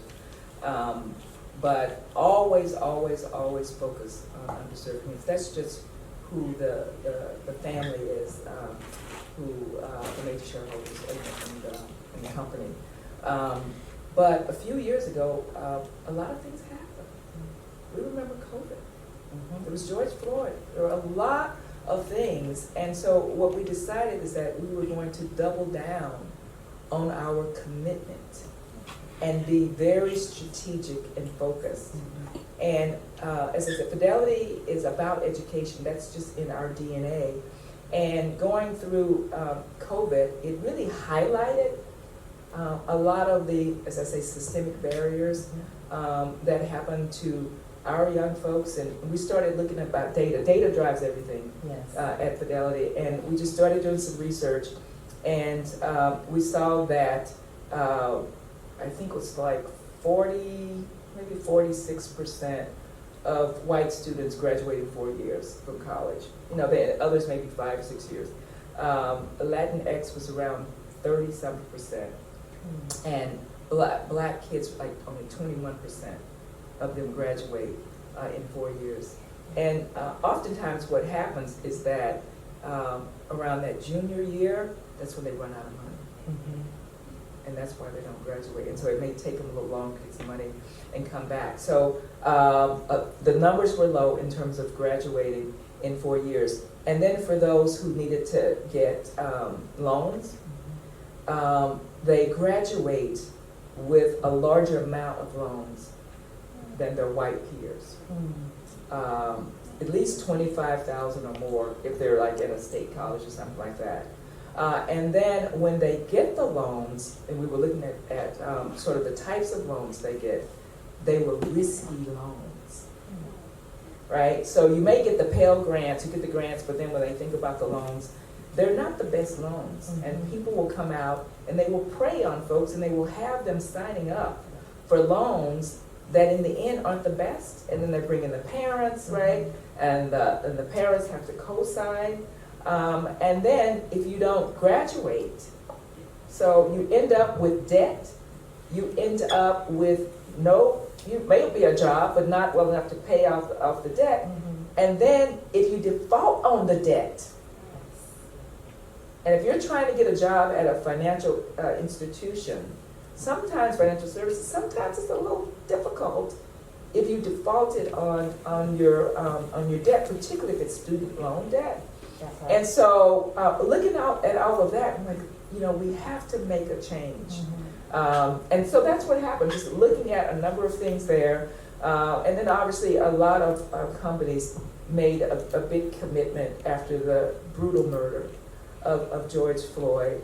And as I said, we've always invested in our communities, but we wanted to do a little bit more. But then we started to notice that folks made a lot of commitments, and there was no follow-through. And so I wanted to be different. I said, if we're going to do this, we're going to follow through. So I just didn't want to say Fidelity was going to make a commitment of $250 million. After we made that announcement, we inked a partnership with UNCF. As I said, of $250 million, they're getting $190 million.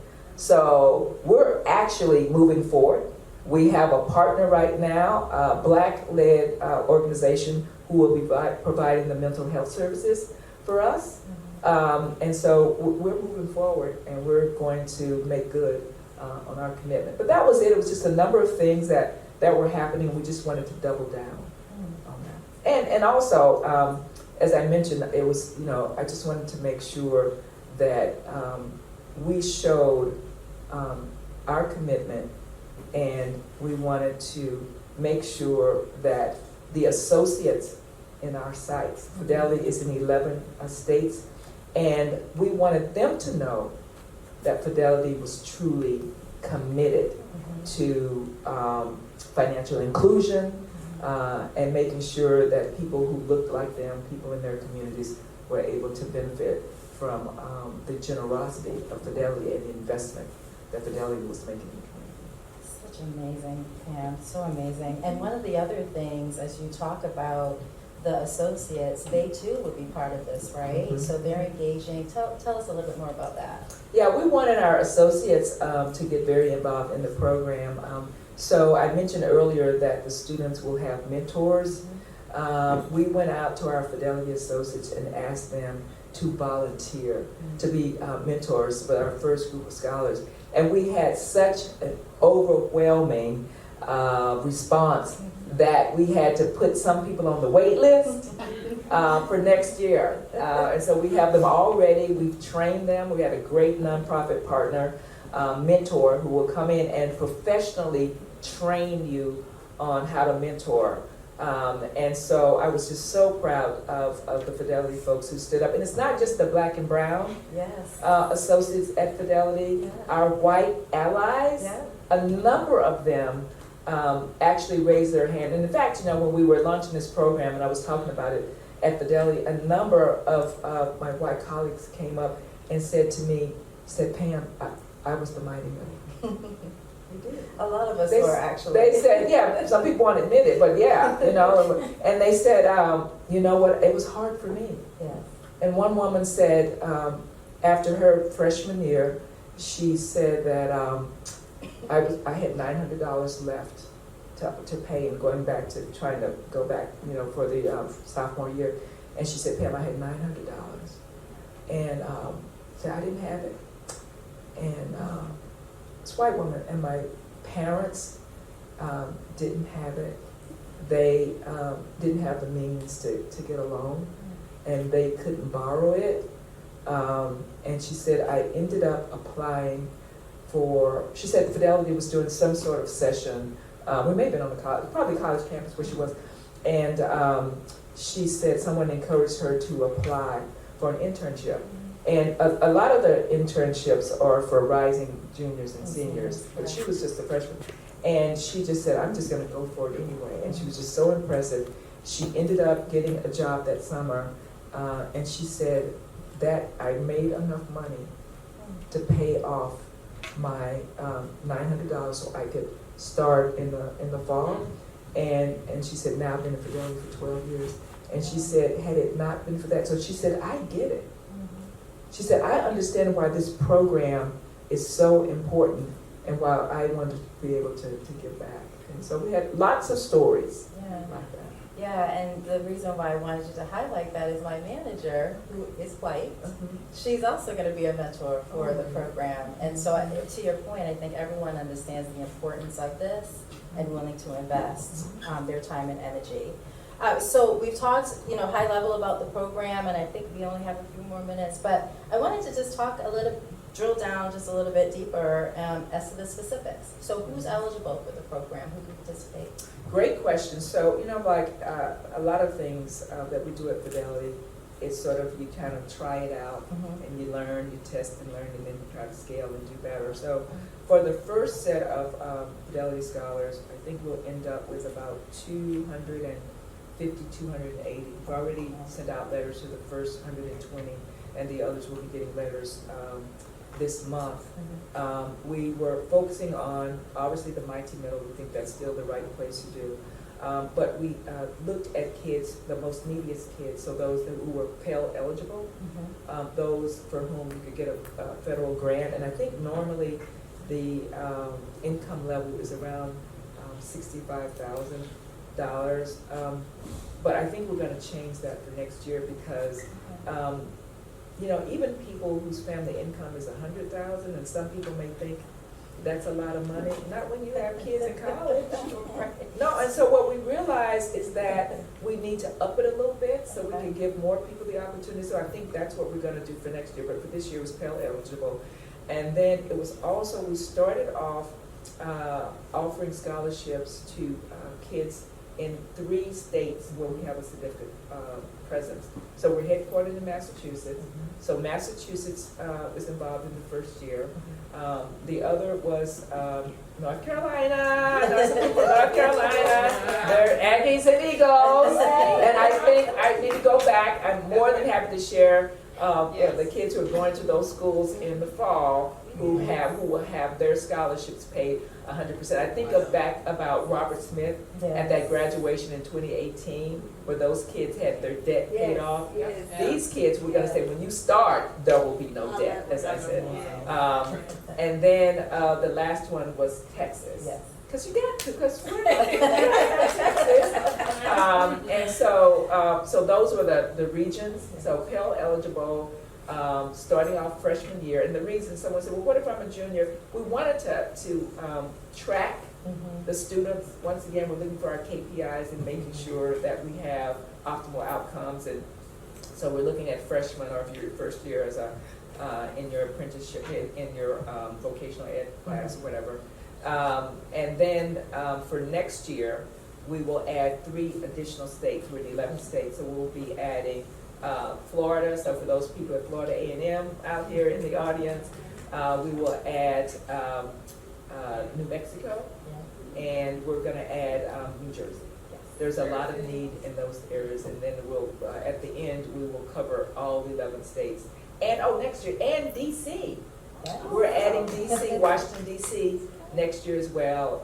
A lot of great talent there, and we want those students to be able to benefit from these scholarships.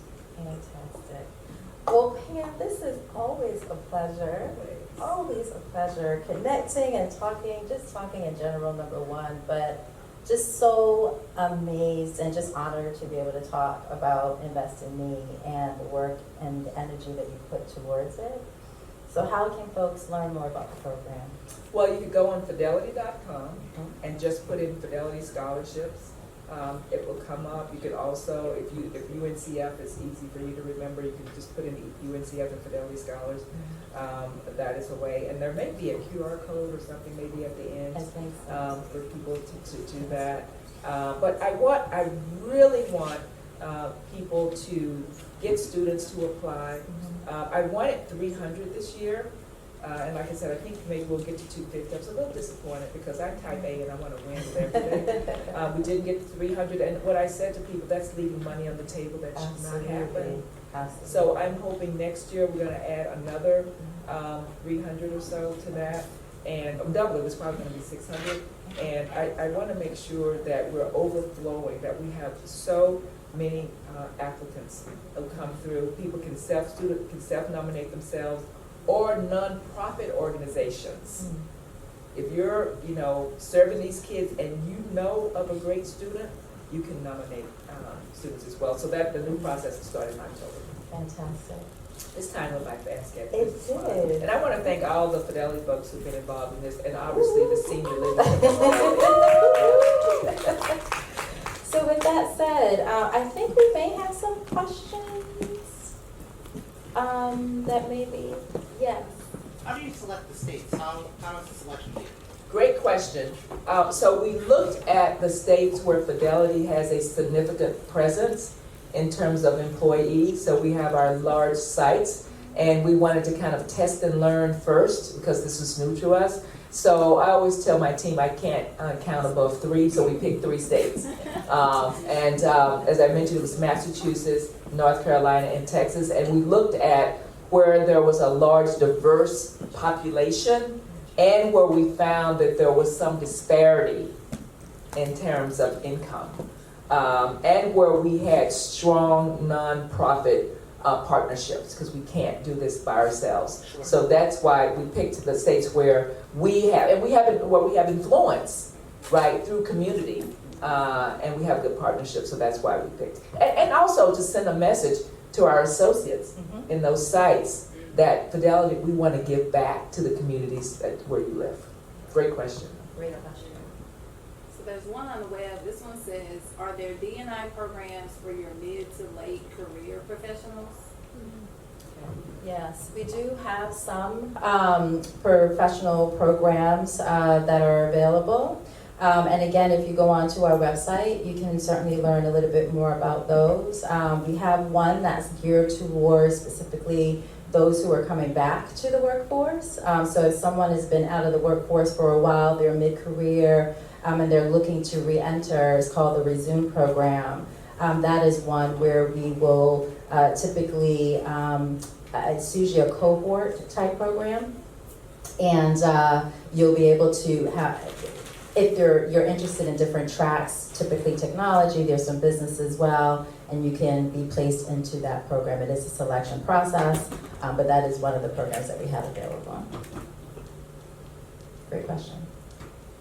There's one that says, Pam, you mentioned risky loans. Does Fidelity offer services specifically for education to understand what's a risky loan? Oh, yeah.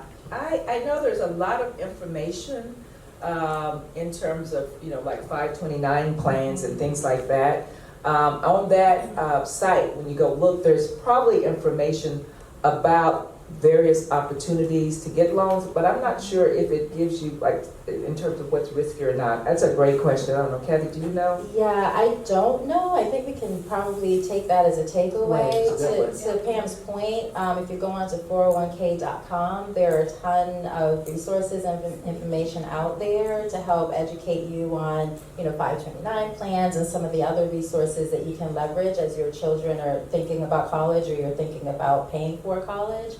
I just don't know if there's any specific information in regards to that, but we can follow up on that. I think you addressed all the other ones that are up here. Well, I just want to say thank you again to the Aggie Eagles family for inviting us in. I love Aggies now. I love it. And I just want want to say a huge thank you to you, Pam, too, right, for continuing to think about your community and, again, transforming lives. We appreciate you. Thank you so much. Thank you.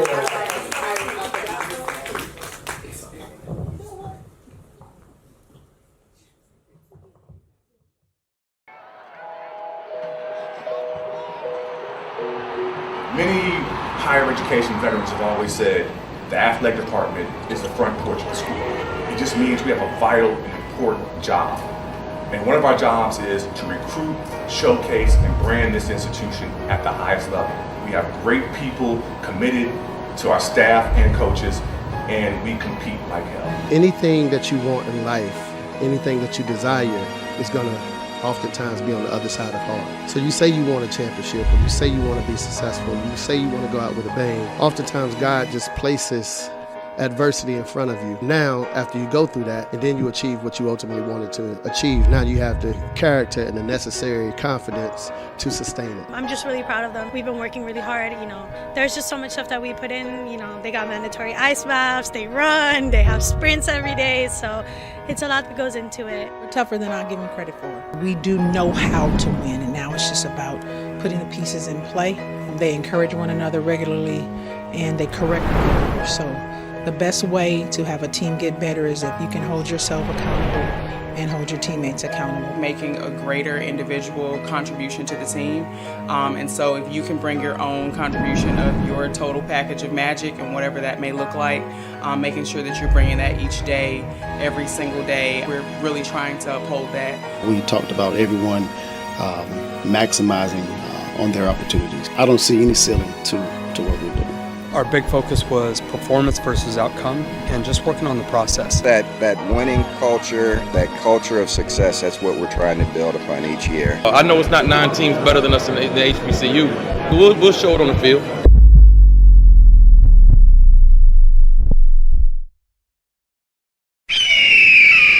Hold up, wait a minute. Y'all thought I was finished? When I bought the Aston Martin, y'all thought it was rented? Flexing on these I'm like Popeye on his spinach. Double M, yeah, that's my team. Rose, the captain, I'm lieutenant. I'm the type can the mean casting grind like I'm broke. That Lambo, my new, she'll ride like my ghost. I'm riding around my city with my hands on my toes. Cause these want me dead, and I gotta make it back home. Cause my mama need that bill money, my son needs some milk. These try to take my life, they f*** around, get killed. You f*** around, you f*** around, you f*** around, get smoked. Cause these Philly I bought with me, don't f*** around, no joke. No, all I know is murder.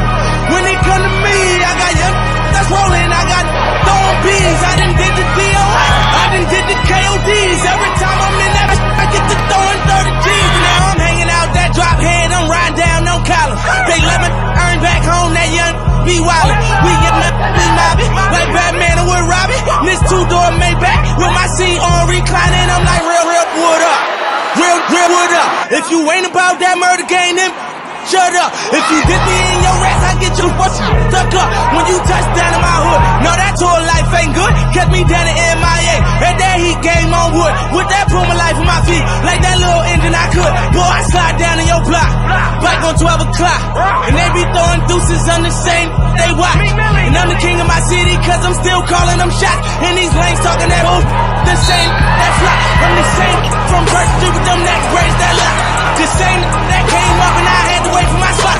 And he waiting on me, waiting on me.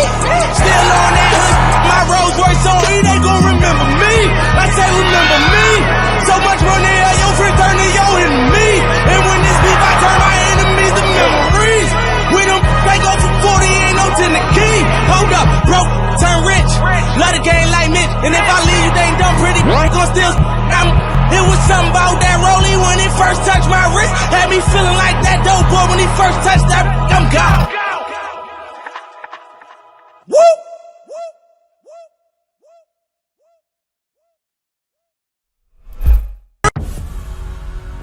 There are 6,000 universities across America. Why should you choose North Carolina A&T? We're America's largest and best historically black university and have been for 9 years. We graduate more African American students in engineering, journalism, liberal arts, and agriculture than any other university. Period. Our graduates of all races and ethnicities earn higher salaries fresh out of school than all but one other UNC system campus. And 96% of our alumni say they return to A&T and do it all over again if given the chance. Can you feel the pride? You will. North Carolina A&T. Always doing, never done.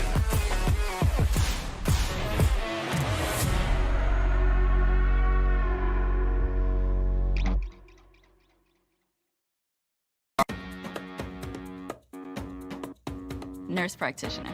IT manager. Entrepreneur. Singer. At Norfolk State University, your future starts here. With high-quality degree programs And dedicated professors devoted to your success. There's no telling what your future will hold.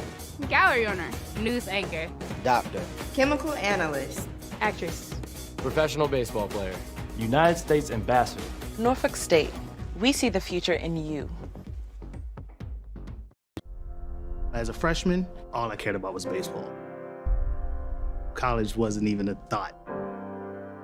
I came here to NSU. I was kind of not engaged. But a professor looked at me one day and says, "Glenn, you know how good you are." And I just needed that extra push to motivate me to do more in class. I had a teacher challenge me and say, you could be so much more had you put some effort into it. That person changed my life. Study hard, take every opportunity, seek it out, become involved. Continue, push through, find whatever you need to find to get through to the next point. Be yourself, but always remember what you came here to do. You are joining a community of people who want to see you succeed and who are going to help provide you with every tool you need to make that a reality. It takes a village to prepare a professional. I've looked at all of them, learned from them, and that's the person I've become. School of Business Dean. Attorney. NASCAR's first African-American female tire changer. Program and Management Analyst. Educator. At Norfolk State University, we see the future in you.